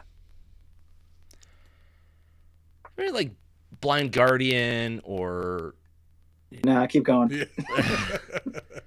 Yeah. Go more mainstream. Iron Maiden. Something. Iron Maiden. Oh, okay, I understand. Yeah. Wait, but they sound like old school like that. Yeah, like they're like a thrashier version of like Okay. mid to late 80s Iron Maiden. Oh, okay, but they're not like full Slayer. No. They're more melodic. Yeah. Okay. You know what? Maybe I'd like them, but maybe I wouldn't. This guy sounds like a bit of a head case. Apologies to the Iced Earth guy. He's crazy. If you're listening to this, Yeah, John Schaefer, if you're listening to Big Dumb Monsters. you know what? Shout out to you, John. Like, I appreciate your hustle and your conviction, but I also feel like maybe it's misplaced in certain ways in your life. And, there's never a wrong time for reflection, John. Just trust election results. Yeah. Yeah. Or just you know what? Just talk to Todd. Just send him an email. Just be like, bro, I fucked up. Apologize. Can I just get on the next soundtrack? You know what you should do? Ask him if you can like make a new Spawn comic soundtrack. Like, Yeah, can we can we do a second album, please? there you go. All right, let's move on. This film was initially given an R rating by the MPAA due to the violent content. After some edits, the film was finally able to obtain PG-13. After the film was eventually released to home video, it was given the original R-rated cut. Some would argue that after seeing and comparing both, they can barely tell the difference. Because, What did you guys watch? I watched whatever's on YouTube. I think it's the PG-13 one. Yeah. Wait, so does hour this movie 38? not have proper? Oh no, it's is there R. not like a legit? Is there a TR? digital release of this thing? Yeah, it's got to be somewhere. I was just curious. I had the Okay. option to buy it for like $7.99. Yeah, so it must be like the original, like an official digital release then. Yeah. Through YouTube, Well, right? Yeah, I mean, I did. I'm My- not like watching it illegally on YouTube. I rented it through YouTube. Yeah. Yeah. Oh, I see what you're saying. Yeah. Like $3 or whatever. Yeah. Yeah. So my VHS tape here, unfortunately, PG-13. I would have loved to have seen Spawn's tits, but that wasn't in the cards for this particular viewing. They are. And, yeah. Want to hear that second Honestly- fuck? Yeah, there you go. It feels like it's a PG movie. It doesn't even feel like it goes PG-13. This is like very tame. No, Yeah. it's like quote unquote violent, but not gory violent. Like there's violence No. and fighting and all that shit that happens, but There's not even really blood in this film. no, it's mostly no. green. Does green require a higher rating though? I guess is the question. I wouldn't Maybe think that's so what pushed because it into PG-13. like in video games, like Mortal Kombat, for instance, they change the blood to green so they can get a Yeah, that's true. lower- That's true. ESRB rating Yeah. or whatever the acronym there is. Well, I'd be curious to watch a director's cut. I'm interested what they include. Yeah, I can't imagine it's too much, right? Maybe like 10 minutes of fighting. Probably not even. Yeah. Back then, if it wasn't Blade Runner, it wasn't significantly different in your director's cut anyway, for the Yeah. most Very part. true. I remember getting a lot of VHS tapes that promised me I was getting the expanded version, and I swear to God, it was like 7 seconds. Yeah. Yeah. Oh man, Blade Runner. That too many director's cuts. Like so many bad ones too. Like I don't understand it. Strange, a lot of strange things going on with that film. I Yeah. agree with the choice to maybe re-release it and redo it, but it took them a while to get there. Yeah. Yeah, it's oof. I like the version without the overdubbed narrative on it. Yeah. But the longer cut. So like Is that the first one that they did? Maybe I want to say it's the or is it the final cut? Yeah, like the The last one. they did was, final like, the so final long. director's cut. I think is what it's. That one's referred to good. as. I mean, they're all, Yeah. but I don't feel like they're even significantly different. Frankly, I don't not to be a hater. You just but get like, get as a weird viewer- nuances. It's weird Yeah, nuance. it's very minor stuff. It's just the narration or not narration. That's really the most important. And some of the subliminal stuff too. So like Yeah, the yeah. one where you see all the little origami shit around is kind of an important one. Yeah, They're- true. Oh, I do. That you Yeah. gotta have that. That's important. Yeah. But like, I think the main thing we have to acknowledge here, if I'm not mistaken, is that they had him drop the N word in the narration, which is the main reason to not need the narration. I'm like, it's not. At that point, you're taking value away from your film. Yeah. It's yeah, no, get rid of it. All right. A little more here. Edward Norton was originally going to play Terry Fitzgerald, but dropped out to work on Rounders, Yeah, which was a good choice yeah, I would say so. because Rounders is an awesome movie. Nick, have you seen Rounders? Is that the gambling? Like Yeah. they're playing Yeah. poker Yep. movie? John Poker Malkovich and I've like seen the it. crazy over the top Yeah. Russian I've seen accent. Yep. I don't have any strong feelings about it, No. but I've seen it. Yes. Maybe rewatch it. Rewatch it. Okay. You know what? If I may say, if we're talking about Malkovich giving unhinged performances, I just want to give a shout out to To Con Air. a very underappreciated. It's beautiful. I love that one. I mean, who's denying that's impactful. Yeah. But I want to talk about the Ripley sequel that he made, where he plays the talented Mr. Ripley, but he's living in Germany and he's like an art thief or like an art forger or something like that, if I'm not mistaken. What? I want to say it's like Ripley Unchained or Ripley Unbound. I can't remember. Yeah, I That heard is, somebody if mention you like this a B recently. movie and you like an unhinged Malkovich, that is a must watch. It sounds like the title of a steamy fuck novel. I know. Let me look it up because there's two Ripley sequels. There's the one with him, which you can watch legally, and then there's the third one with Barry Pepper playing Ripley, which you can only watch on YouTube. And it wasn't even on YouTube until a couple years ago. No shit. That one I believe is I can't remember. I'm going to tell you though. These are worth watching. Okay. I'll take your word for it. Oh, by the way, Yeah.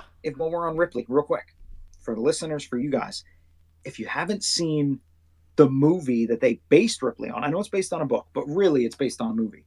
The French film, Purple Noon, I believe it's called. I might have gotten that wrong. All right. That is also a must watch. Okay. How much Prince is in it? Unfortunately, none. I'm None? sorry. God But damn it it. is, you will be shocked by how much of a direct remake some of the scenes are in the American version of Ripley. No shit. It's Yeah. kind of It's pretty remarkable. it's kind of like what they did with Old Boy, where it was shot for shot the exact same fucking movie. Yes, some of the stuff is. Some of it really is, yeah. Yeah. Anyway, I'm sorry. I apologize. I've diverged, but I'm going to find out your Ripley sequel name. Okay. No, it's fine. Or We no. Oh, good. we live on tangents. Yeah. I know how it is. Let's see. The distinctive. Oh, I got it for you. Okay. I'm ready. Sorry. Go ahead. The sequel is Ripley's Game. Okay. Ripley's Game. Yeah, that one's definitely worth watching. It's like, it is oof, All right. We'll go back to trash. Good back, trash. back to trivia real quick. I got Yes. 3 more left to go. Distinctive black cigarettes Jason Wynn smokes are Samporna Extra clove cigarettes. They are identifiable by the gold band above the filter. You probably had Did you a say they're cloves? yeah. Cloves, yeah. You had a clove face, didn't you? Oh, Oh, fuck dude, yeah. is there anything more late 90s than a clove? Yeah. Does anybody remember cloves? Like, yeah. Speak- If there was a speaking of signature goths, scent of the late 90s, it was cloves, yeah. my sister used to smoke them. The Jarums, oh, yeah. Dude, it was like you're hanging out with your friends. You're like, what do you guys want to do tonight? We could go to like the Kmart parking lot or we could go to Denny's. And they're like, yeah, but like before we go into Denny's, we have to make sure we smoke a clove. Yeah. Like that was your night's activity. Anybody got any cigarettes? Sorry. I just have a clove. Like, yeah. Just have a clove. Or I don't know if you guys had these. You guys are both in New York, right? New York State? Yeah. Yeah. Okay. I was too, but I was over like Rochester is where I was living at the time. Okay. All right. The other thing that was really big for us were biddies, the strawberry leaf cigarettes. Yeah. I don't remember those. Yeah. They used to sell them in a bundle at the bodegas, right? Yeah, they're not as nice as a clove. Let's be Yeah. real. It smells like somebody's smoking a ham in here. So I'm Yeah. smoking a clove. So, yeah. One time somebody was like, "Have you tried this new one?" They're like, "Have you ever smoked like dandelion leaves?" And I was like, "No." I was like, but they're like, "It's not. It's like a clove, but it's not a clove." And I was like, "Well, it's the late '90s, so sign me up. I want to try." Here we are, late 90s. Yeah. Hit me up. Sounds like something a We'll Muppet would smoke anything. smoke, like dandelion Yeah. leaves. Like, It was nuts, man. People were like, "Dude, you just smoked anything." They smoked them one in time the, I tried to smoke an actual dandelion. They smoked corn husks in the fucking depression. we're smoking banana peels. They once. didn't have nothing on us in the '90s. Yeah. Oh, We're like, banana we're not doing this out peels. of desperation. Oh my god, I forgot people used to smoke banana peels. Yeah. Have you experienced that? No, I I didn't. tried it Oh my once. God. It doesn't work. Yeah.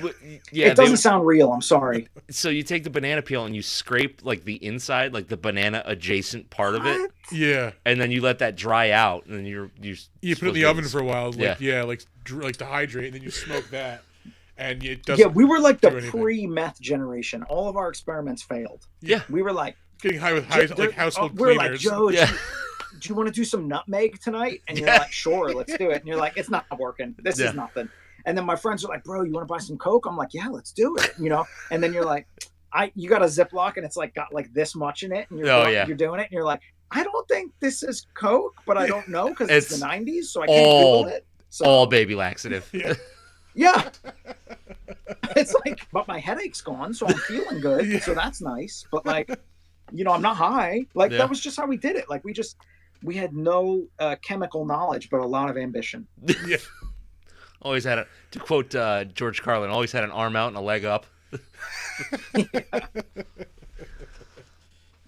All right, there we go. When Spawn is fighting the Violator, he encounters a frightened homeless man. This is actually Todd McFarlane. Yes, I caught it when watching. I was screaming. No, really? Ah! I was like, "Toddy, it's fucking Todd!" Hot Toddy. I did not notice that. Yep. And our last IMDb trivia fact is the body count of this movie. 6. All right. Very, Oh! very small. Whoa. Yep. Yeah, I don't even think Wynn dies, does he? Old Martin Sheen. I don't think so because no, didn't they say like, Mm. like something about him going to prison at the end or something? I think so, yeah. Yeah, yeah. Yeah, I mean, who even like? Yeah, for a probably just vengeance some story, there's people not in the- much vengeancing. No, not a lot of vengeancing done. I mean, who even counts as the kills, really? Like some random people on the street, I guess. Well, Priest, Couple and then that one Couple kid's of- dad. couple of He did? soldiers. I didn't remember Priest definitively dying. Yeah, at that party, she gets shot in the head. Fucking Violator dies, right? Not definitively though. Violator, you can never kill Violator. He's a construct. He's a concept. Listen, man. She killed Violator, man. He's an idea. Violator's eternal. Ugh. All right, we will move on to the better known as. I'm gonna pretty much just blow through these. Yeah, you got a lot open. That's, Yeah, well, that's too many. Some of them I plan to like go through pretty quickly. We have director Mark A.Z. Dippe. Aside from this movie, he's actually worked on a few like things you would recognize the name of. He directed the Marmaduke movie in 2022. Oh, that's a banger. Bro, wow. I mean, It's just on my Marmaduke Facebook page the other day. We were talking about that great movie. He directed a couple of Speaking of comic movies, yeah. yeah, there you go, comic strip movies. oh wow, shit, that's 2 of them. Yeah. Look, all I'm saying is get the paycheck, baby. yeah. Marmaduke it up. He directed a Michael Jackson video somehow in 2017. Michael Jackson's Halloween. Yeah. Okay. Yeah. That's impressive that he was capable of doing that. He's directed quite a few Garfield things, a couple of Garfield videos in like 2007, 8, and 9. He directed the movie Frankenfish in 2004. Oof. And his first directing job, 1995, a Herbie Hancock video. I like Herbie. Oh yeah, Herbie Hancock's awesome. Up next, pretty great. Michael Jai White. We mentioned before he was on Arrow on the CW. He was also in The Dark Knight for a little bit. He was one of like the heads of the gangs. He was also Black Dynamite. That might be, aside from this and like Arrow, probably what he's most known as. He was the voice of. It's interesting. He's so well known, but he doesn't necessarily have like a. He doesn't have a signature franchise. Yeah, per like a se. real standout thing. Where, No, like, he's just got a lot of Yeah. B action movies. Yeah. But I feel like he's still got it in him. I don't think time's up for this scenario. Oh no, I think Michael could definitely still embody that one character where you're like, I couldn't, now I can never watch it without thinking of him. Well, You know, his kind of like his action is Xavier amazing, and Patrick Stewart. Yeah. It is. It's terrific. but his acting is not amazing.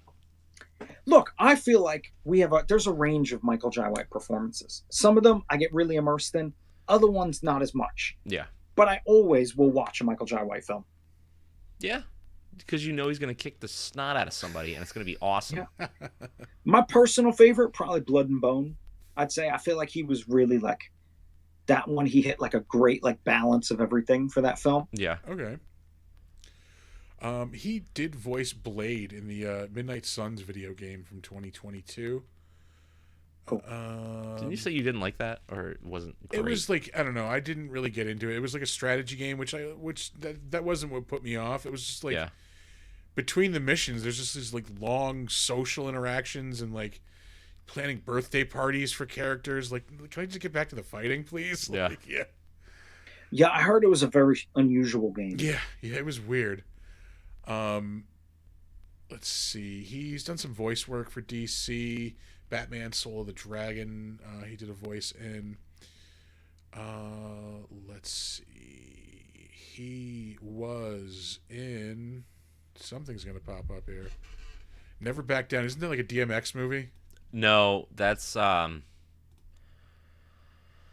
it's kind of like the Karate Kid, but MMA. Oh. Yes. Okay. Yeah. You know what? I kind of like that series actually. I I saw got the no complaints I about saw it. the first one. It was all right. Okay, he was in Never Back Down, No Surrender. That was 2016. Black Yeah, Dynamite. I enjoyed that film.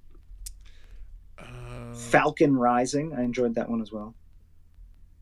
all right. You know what? You're well more versed in Yeah. Michael Jai White movies than I am. And I'm not. I'm a man martial enough to arts admit guy. I love a martial arts film, and so there was a time where I just made sure that I got through a lot of his catalog. Yeah. Nice. And I think he's a great performer. It's interesting because his reputation and his skills as a martial artist probably even eclipse his performances. So Yeah. it's a very unusual scenario. I feel like he's still there's still that role waiting for him, that pinnacle role. Oh yeah. I think he would make like a really awesome like bad guy.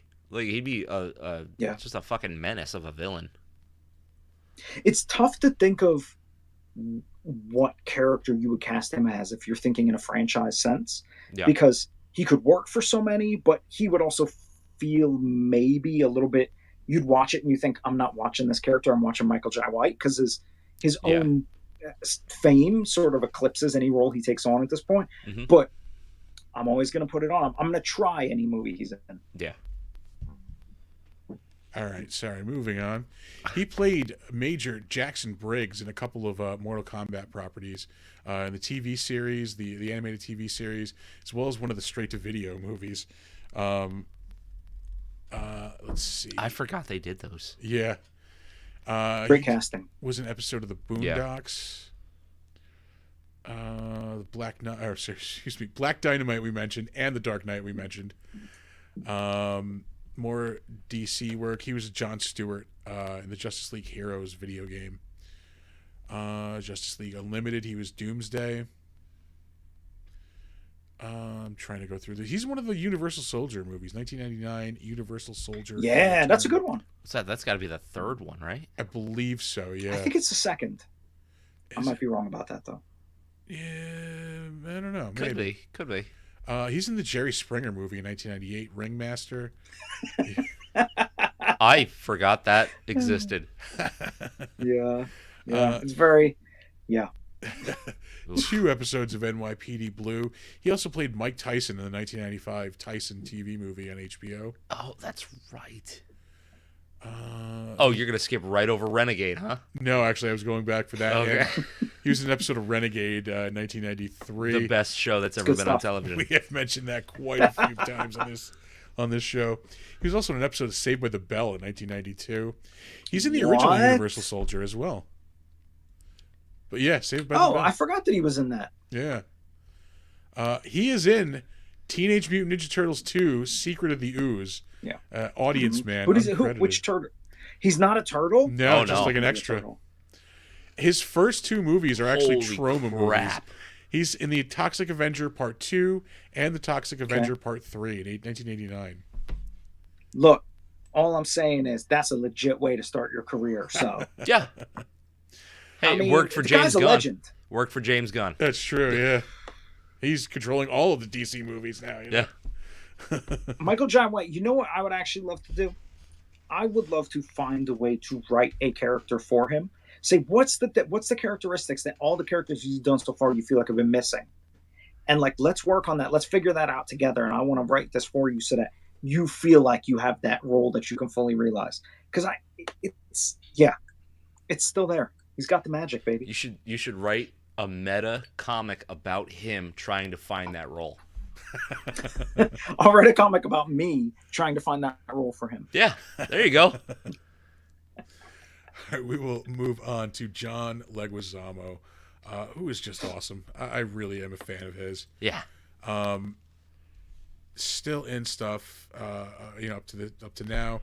He just did a series I just watched on Peacock, where like it's like a travel series, like an Anthony Bourdain type of thing, where he just goes around to like different cities and like talks about like the Latino population and like tries the food and stuff like that. It was really good.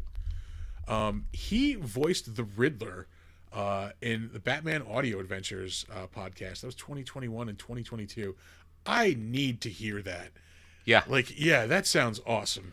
I actually found a couple of shows kind of like that. I don't think it was that exact one, Yeah. but the DC has done a couple of like Batman audio dramas. Yeah. I listened to a couple of the Marvel ones, but not that Batman one. But now that I know he's Yeah. the Riddler, like I want to hear that. Yeah. He was in The Menu in 2022, which was a really, really good movie. Yeah, the menu was awesome. Yeah, shit, he was in that. That was Yeah. a great film. Yeah. Yeah. I did not expect And that he movie was to be really that good. Does he play himself, or is it? Pretty much. His take credit off is on just himself, movie I can't star. remember. I think he's just supposed to be kind Yeah. of like an amalgamation of what people think about him, and then just Oh like yeah, I just regular couldn't remember shitty. if they used his own name for him or not. Yeah, But no, obviously they No, I didn't don't- use his name. it's just movie Yeah. star is his credit. I don't think there that weren't was many named characters in that movie. Yeah. That's a good Yeah. point. I didn't even think about that. He was, of course, Bruno in Encanto. We are not supposed to talk about him. No. Okay. He shows I've up. never seen it. It's your standard like Disney like family movie. It was It's good. enjoyable. Like, Good songs, like Yeah. really good Yeah. songs. Yeah. I Cool. think it That's was what I heard.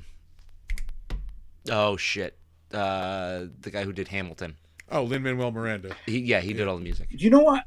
I think I did see it actually. This is the one where the kid's got to go into the afterlife to find his grandma That's that was Coco. or grandpa. Oh Yeah. my god, If you're a real Oh, no, I ugly saw Coco. cry, yeah, the last 15 minutes of that movie, like, I am a grown I just man. remember those songs being really good. yeah, no, those that's a really good movie. Oh, Good Coco music. had great music too. Okay, then Encanto, no, I don't know anything about it. Yeah. I didn't even know the difference between Encanto and Coco. Yeah, No, if you want to bust into an ugly weep, yeah, watch the ending of Coco. yeah. Yeah, that was a good film. Yeah. Let's see. Yeah, everybody always focuses on the first like 10 minutes of Up. No. The last 15 Yeah, of it crushed me. yeah, of Coco. I was trying not to openly weep sitting next to my children. I'd really enjoy a live action version of Up with John Leguizamo as the old man. So like his wife's dying and he's like, get up, bitch, what are you doing? Like that would be really good. He is, of course, in the first two John Wick movies. I do enjoy those movies. Yeah. Yes, John Wick's brother, Tom Wick, right? I love that character. He's Latino, so it's Tom Wickez. Yeah. It's Tomas. Yeah. We could get lost in his credits here. We're only up to 2014. He was in Chef. Yeah. He's with in John shit. Favreau, which is another really, really good movie. Yeah, it's a great film. He's in, at least 2 things every year. 2013 was fucking Unbelievable. huge What for a him. career. Yeah. He's in I mean, the Kick-Ass guy too. and the guy does Broadway and stuff too. Like he's like a beast. Yeah, he can do serious, and he can do drama, and he can do the Mhm. goofiest fucking comedies you can think of, and he can mix them. Like, I love Unreal. his one-man shows, like the specials he did on like HBO. yeah, And the last one he did for Netflix was really good too. Latin History for Morons. yeah, Like that's all of his stuff like that is fucking great. yeah. The stage stuff. And you look at that, and you compare that to like Summer of Sam, which is like a pretty Yeah. fucking dead serious movie, but then you've got, you know, Tu Wong Tu Fu. Wong Fu. Like, Yeah. it's just like so goofy, but like also heartfelt and drama. He's the total package. I think I prefer John in a drama role. I think that he really commits. So Yeah. when you're watching him, you really feel that character. Like a lot of the comedy stuff he does, I think he just like he did in this. He just goes a little bit. They let him off the chain like too much. Yeah, Yeah. not much. Yeah. That was the era, though, right? Like if you weren't completely unhinged as a comedian in the '90s, then you probably weren't successful. Well, yeah, because everybody was following in Jim Carrey's footsteps. Yeah, Yeah. yeah, and like Adam Sandler, like like everybody Yeah. you had to have some kind of voice or Yeah. something like that. Like it had Yep. your shtick had to be like molasses Yeah. thick. He is in the Ice Age movies. He voices the character of Sid. Sid the Sloth. Oh, I didn't know that. Good job, Johnny. Yeah. Shows up in 2 episodes of My Name is Earl. That was 2006. He is in Land of the Dead. That's right. We talked about him before. We did. In Land of the Dead. Is that the Romero one? Yes. The one that he came back to it. The Yeah, one okay. with Dennis Hopper. And what's the guy? The guy from The Mentalist. I forget his name. Oh, I don't recall. Yeah. But Asia Argento is also Yes. in. So we have talked about it before. I'm going to keep going through this really quickly then. Moulin Rouge, of course, was another movie he was in. It was pretty well known at the time. The Pest, 1997. That was the comedy he was in, where like he goes full. Wait, no, I think you might have Leguizamo. skipped my favorite. Oh, what did I go over? Spawn. The one he did was it him and Danny DeVito? What one was that Isn't one? he in that one? He plays a character role. I think it's called What Would You Do? Oh, I think I might have gone over that. I don't know if I've seen that. It's a strange film. I think he plays like the best friend. It's a Martin Lawrence film, and I believe Leguizamo plays Martin Lawrence character's best buddy, who Okay. owns like a restaurant. So a lot of the scenes are set with like Martin Lawrence's character going to the restaurant stuff. It's a very strange, maybe like 99 Is or that the something one like where- that. The only Is that the one where Martin You know- Lawrence was like he was a thief?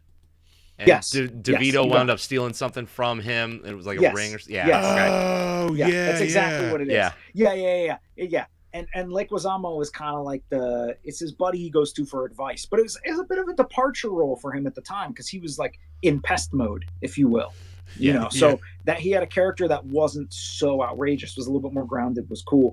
And I think that the weirdest thing is I think the main legacy of that film, it's largely forgotten. But Yeah. there's a song that they made for the soundtrack where they sample Marvin Gaye. And I think that that's the thing. They still play that on the radio out here sometimes. Huh. He had a fucking amazing run, like right in the middle of the 90s. He was in Romeo and Juliet in 96, The Fan with yeah. Robert De Niro in 96, Executive Decision with film legend Steven Seagal, also in 96, Tu Wong Fu, 1995. So good. He had his series on Fox, House of Buggin'. That was 10 episodes, 1995. I watched the shit out of that when it was on. I used to love that. The Chicano Militant Minute. He was in Carlito's Way in 1993, which I love that movie so much. I haven't seen it in so long. Impressive. He's Benny Blanco from the Bronx. He is, of course, Luigi Mario in 1993's Super Mario Brothers. Why does that movie not have a proper release? That's a beautiful film to me. What? I'm in I the love that chat movie. ramping it up. I'm like, oh, he better mention Mario, bro. This better come up. We talked about this a I couple love weeks that. ago. All of I think it needs a Blu-ray. the jump boots in that movie became all of the like prison security boots in Face Off like a couple of years later. Definitely. Like, it's, You're, you know what? you're It's- waiting for the it's- Criterion release of the Mario Super Brothers movie. Yeah, I'm ready. I'm like, bring it on. I want the director. I want the Lake Wazamo commentary. Like, Oh my god. let's do this. He probably doesn't have any commentary because he was hammered through the filming. It's the film is fucked, Yeah. but It's stupid fun. like Spawn, I enjoy it every time I watch it. He was in I can't say I do. I respect that. he was in Die Hard 2 in 1990. He was also He is? Yeah, Who the fuck is he playing Die Hard 2? Burke. So yeah, Oh, okay, that's of it. course. Naturally. He looks like a Burke. He's in Casualties of War with Michael J. Fox, 1989. 3 episodes of Miami Vice. That was 86 through 89. His first role is in a Madonna video for Borderline, 1984. Jesus. It's a good song. Let's see. We will. Move That is a good on. song. What was I listening to? Like a Madonna song came on in the radio today. I'm like, fuck, this is a good song. Early Madonna was awesome. Yeah. Like, They're banging. yeah. Just like really, really good constructed pop songs. The same radio station out here that religiously plays that What Would You Do, the song from the What Would You Do soundtrack, they're always playing Borderline and Lucky Star. Yeah. They're like your deep cut, not deep cuts. You know what I mean? Like, You know what? It's LA. It's weird. It's like they're like mainstream hits out here. It's hard to describe yeah. if you don't live here. Yeah. All right, we will move on to Martin Sheen, just another like legendarily well-known actor. Some of the highlights: he was recently in Judas and the Black Messiah. That was 2021. He played J. Edgar Hoover in that. That was a movie about the head of the Black Panthers. What's his name? The guy from Nope. Daniel Kaluuya played him. Okay. Yeah. Yeah. I didn't see that one yet. I got to check that film out, though. Sounds good. Yeah, it was pretty good. It was pretty good. It just shows you like how he got completely like fucked over by the government. Like they just What? yeah, surprising. Crazy. Can't believe that it had happened. Yeah. He is in Pop Star, Never Stop, Never Stopping. Oh, come on. That's a banger. Yeah. I mean, anybody who's in that, shout out. That is what's his name? Andy Samberg, his like parody like pop star movie. Yeah. He feels like this pop star character, and like it's pretty fucking funny. I'm not a Sandberg fan. Oh, I thought that was Oh, hilarious. me neither on most circumstances, but that film hits. Yeah. Have you not seen it yet? Oh, I've not. Oh, I recommend it. Oh, you should watch it. Yeah. I cannot recommend it enough. It's really short too. It's like 74 minutes or something crazy. Oh, like really? that. Yeah. Yeah. He's playing like It's a an Justin easy Bieber watch. type. Like it's Oh, just okay. such an asshole. Like, Yeah, it's unbelievable, and it's the levels of parody in it. Like when they get to the Insane Clown Posse parody, whew, baby. If you like Miracles, you're gonna love that part of the film. Oh man. Oh, apparently Violent J is apparently a sex pest. Yeah. That doesn't surprise me. Excuse me, what did you just say? I guess it recently came out that Violent J from the Insane Clown Posse is just a creep, like a real, I real creep. mean, sorry, I mean- shout out. Sorry to my gigolo buddies, but I'm not too surprised. That's all I have to say. Yeah. I mean, like, not gonna lie, had a phase. Still listen to a few songs every now and then. Nobody's judging. But, Magnets, I how do never- they work? I'd really. I mean, come on, it's cool. How the fuck do they work? But I never Like, really. we all got our song. Yeah, I never really pictured him as like a fucking, like a sex pest. It just, I don't know. I have found that people who work the hardest, celebrities, who work the hardest to surround themselves with a community of their own making that is often in worship to them, are undeniably some kind of pervert or abuser who has created the community to shield themselves. Yeah. I mean, I almost can't even think of an instance where that isn't the case. Yeah, It's almost universally true. yeah. Look at Jared Leto. Absolutely. That's Or- exactly what I'm talking about. Yeah. Or don't look at him. He Or- aggravates No, me to look I at. do my unless it's Morbius, I don't. I was gonna say a certain orange man leading a cult in the country right now. Yeah, Yeah. Anyway, I mean, it's if you want to get away with your abuse, start a community based around your identity. Yeah. It'll work great for you. Well, yeah. I mean, that goes back to cults of, Yeah. hundreds, if not thousands, of years ago. I mean, Jesus Christ. Founding look at- fathers.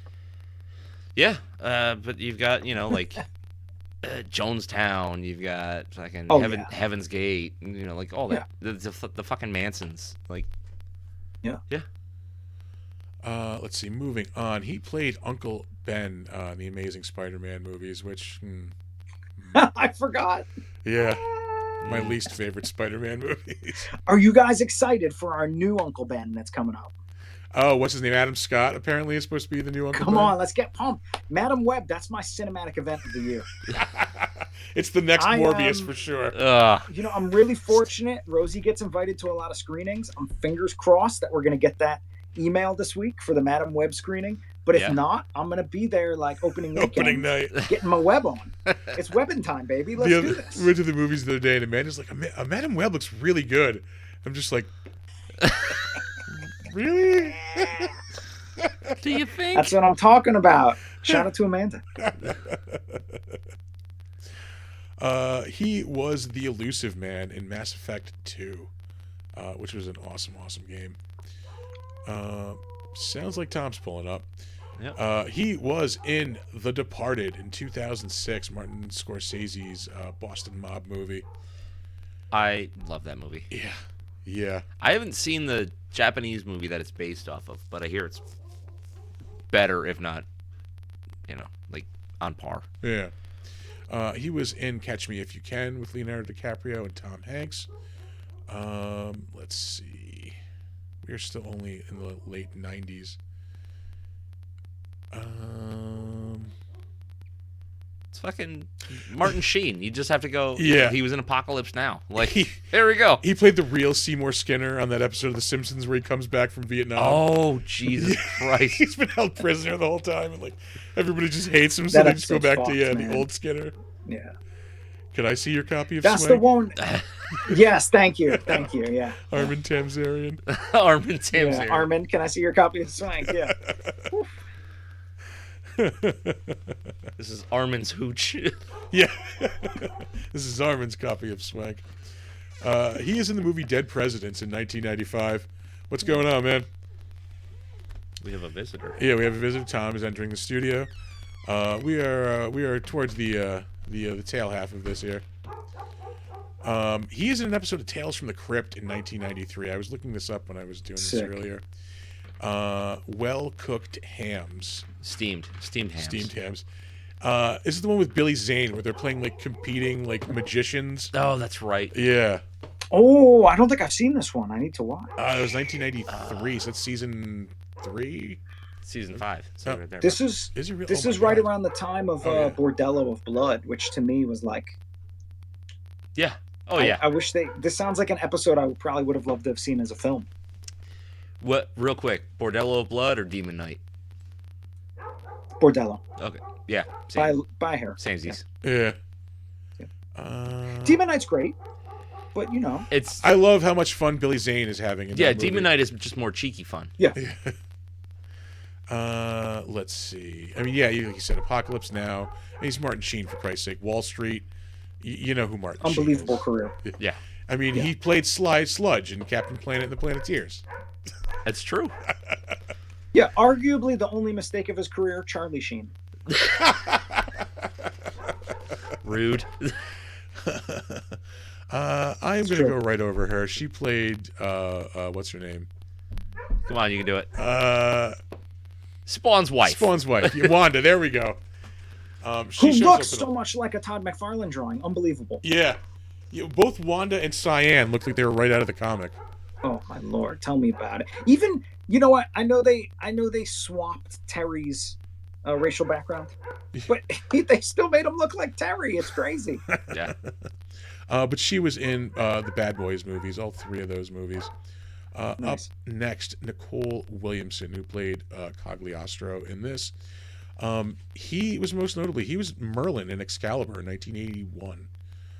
He also shows up as the Gnome King in Return to Oz in 1985, which is also a crazy I love fucked up Return movie. to Oz. Yeah. Yeah. Oh, such a good one, man. Speaking of crazy fucked up movies, he's in The Exorcist 3. Yeah, Father Morning in The Exorcist 3. There is a meme from that movie that is 100% accurate, and it just says, name one like scene from a film that scarred you for life, and it's the guy in the white sheet with that scissors walking behind the nurse. Like, yeah. Yep. That's the one. That's the one. I hate to say it though, I feel like his Spawn character was dragging it down for me, man. Wasn't doing it for me. Did not hit. I could see that. Yeah. Yeah. He was like a little out of place. Like, yeah. Yeah. Yeah. But also, didn't he kind of remind you of that one older guy that always worked at the comic shop?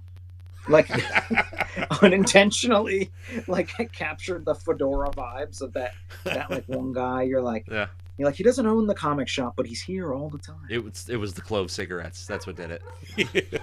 You could smell it, like as the performance is happening. You're like. Up next, we have D.B. Sweeney. He played Travis Walton in Fire in the Sky. That was 1993. That's another movie that scarred me for life. That's traumatic. Yeah. It's fucking traumatic.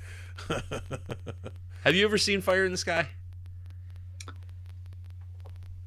Maybe. I'm not scarred by it, so maybe I haven't. It's the movie version of a guy's, telling of his experiences with alien abduction and everything that happens around that. Remember this. Yeah, no, I haven't seen it. The abduction scene will fuck you up. Yeah. Like, I'm in. It's the high point of the movie, and it happens like way early on, right? Like, yeah, because the whole movie's about like him. He goes missing, and like the rest of the movie is about like his friends, because they get like arrested for it, and like them trying to prove that like they didn't do anything to him. Like, if you only watch it for the abduction scene, you're fine. Yeah. Let's see, anything else worth mentioning? Maybe not. We're gonna go move on. We're gonna move right on. Oh, you don't want to talk about Atlas Shrugged? Yeah, 2? Atlas Shrugged 2. I'm good. Oh my God! Yes. Speaking of which, the screenwriter of this film, if I'm not mistaken, wrote Left Behind. Oh, the screenwriter of Spawn did? Yeah. Oh my God. I think this was like a Wikipedia read I did very quickly. I'm not mistaken, he Left Behind and a different religious film. I think they were saying 2 of his 3 big releases were religious films. Left Behind were the Sorbo movies, right? No, that's what's his name? Kirk Cameron. Oh, that's yeah. Yeah. Although it wouldn't surprise me if Sorbo's in one of them. Yeah. Well, I know he has done like religious weirdo like end of the world movies. Yeah, and Left Behind has had like What's up? God's Not Dead. Oh, that's right. Sorbo did the God's Not Dead movies. That's right. Atlas Shrugged. There's 3 of them, if I'm not mistaken. I think I've watched all 3. Oh, yeah. I'm not getting into it. I shrugged, and I forgot it, but you know what? It was something I needed to do. I needed to go through that. Yeah. Up next, we have Melinda Clarke, who played Jessica Priest in this. She was on the Nikita TV series for 70 episodes. Holy Christ. Yeah. I didn't think it had that many. Yeah, for real. That was a USA 90s. series. She was on Gotham for 3 episodes. It was 2016. Oh, who was she? Grace Van Dahl. 2016. So yeah, it was. I forget what season that would have been. I don't know. I checked out after season 1 on that show. I actually really liked like season 1 and 2, and then I had to call it quits after that. One was good for me. Yeah. She shows up in an episode of The King of the Hill. She was on that show, The OC. 90 episodes of that. Wow. She's in an episode of Firefly. That was 2003. Good Lord. That doesn't feel good. Yeah, so old. She's Mulholland Falls, 1996. Oh, that's right. This is why I saved it. She is in Return of the Living Dead 3 in 1993. She's the girl on the cover, like the zombie girl with the finger, like the finger knives. Yep. Sick. Yeah, she's the one that had to be like constantly in pain to retain her humanity or whatever. Like that's why she was all full of glass and knives and shit. Okay, Miko Hughes is up next. He is pretty much every cute kid in every 80s and 90s movie you remember. He was in Kindergarten Cop. He teams up with Bruce Willis to fight crime in Mercury Rising. It was 1998. Oh, no. He gets flattened by an 18-wheeler in Pet Sematary in 1989. As Gage Creed. Some of the other standouts. He's in Tropic Thunder. He does a voice in that as a radio DJ.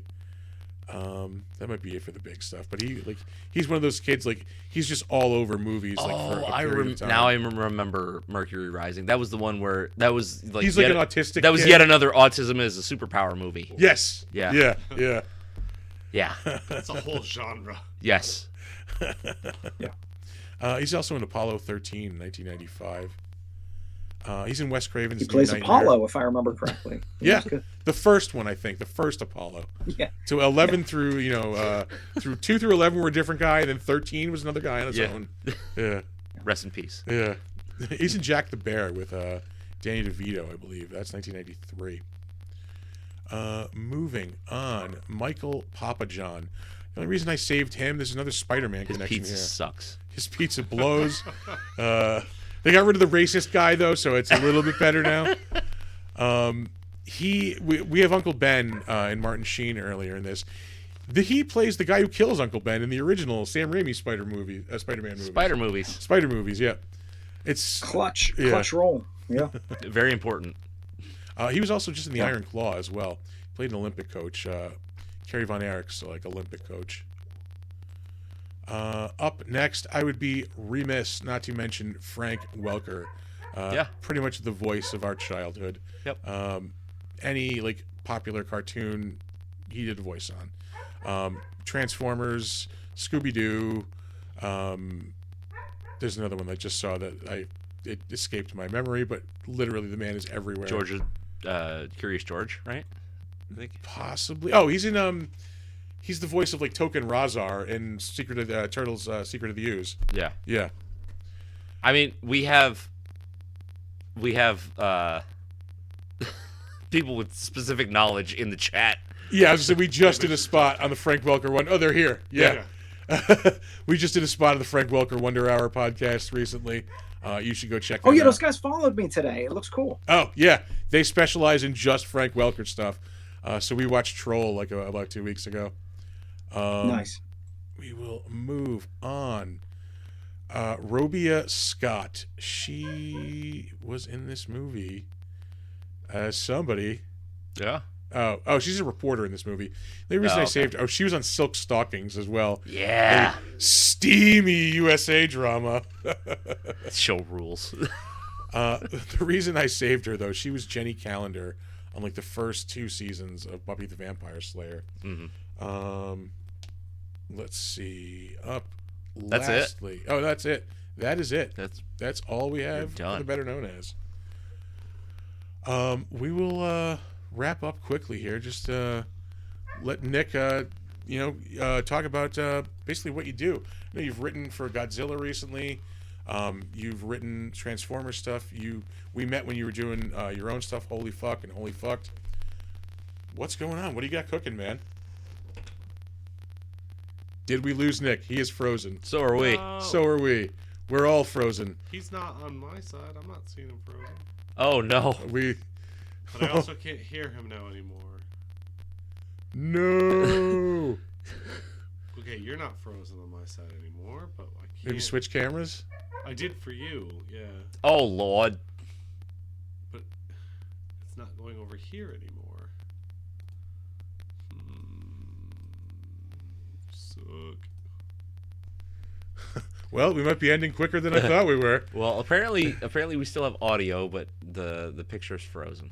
And I can't hear him. Yeah, we lost Nick's audio. No, Uh-oh. I don't have a good way to get that back. Let's do a Be Right Back, maybe?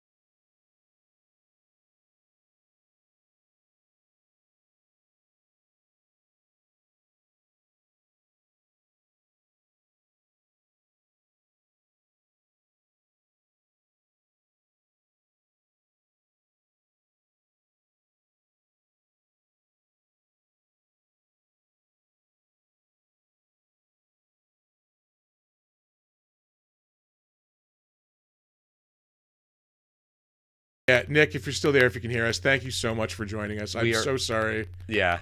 that this has to end this way. I will throw a shout out to his webpage if it's still up. Go to nickmarino.net. Check out all of Nick's stuff. We are so sorry that this ended this way. Yeah, this was going amazingly. We will try to have you on another episode if you are willing. to deal with. Yeah. To deal with this. Unfortunately, we're not leaving on the best circumstance, but there's a damn entertaining show. Yeah. So thank you so much for coming by. Thank you everybody for watching this and dealing with this comedy of errors. Yeah. Go check out our link. I don't even feel like doing the socials. Let's just- You fucking quitter. All right, let's do the socials. You quitty bitch. I was just gonna go to the link tree. Yeah. Don't do that. All right, we're gonna leave you guys with our socials. Our website is www.bigdumbmonsterspodcast.com. We would love for you guys to email us suggestions for the show, movies we could watch, beer we could drink, things that you would change about the show other than the technical. Setup. Yeah. We're trying. Email us at bigdumbmonsters@gmail.com. We are on Facebook, Big Dumb Monsters Pod. We are on Slasher, the all horror social network. We are Big Dumb Monsters Podcast there. And sometimes we log into Steam and probably don't play games on there, but hit us up on there, Big Dumb Monsters on Steam. You can check us out on Twitter. We're not there anymore. We're not on there Twitch. anymore. We haven't been on Twitch. I was gonna say Twitter. You can check us out on Instagram and Threads at big_dumb_monsters. You can check us out on YouTube at Big Dumb Monsters. Make sure you stop by there. You subscribe, hit the like, whatever you can do. Stop by and do it. You can check us out on Twitch if you're not watching this live now. We have movement again. We still have a frozen Nick. As soon as I refresh him, it freezes both of you. So I figured I'd refresh you guys and just leave him frozen. You can check us out. We do the show live, usually every Saturday, on Twitch and YouTube. Thank you for everybody who came and watched. Thank you one last time to Nick. We'll be back next week. It will be next week. Yeah. Yeah. Thanks for watching, folks. Oh, words of wisdom. Oh, don't let ghoulies eat your ass. And never sleep in a deathbed. Bye. We love you.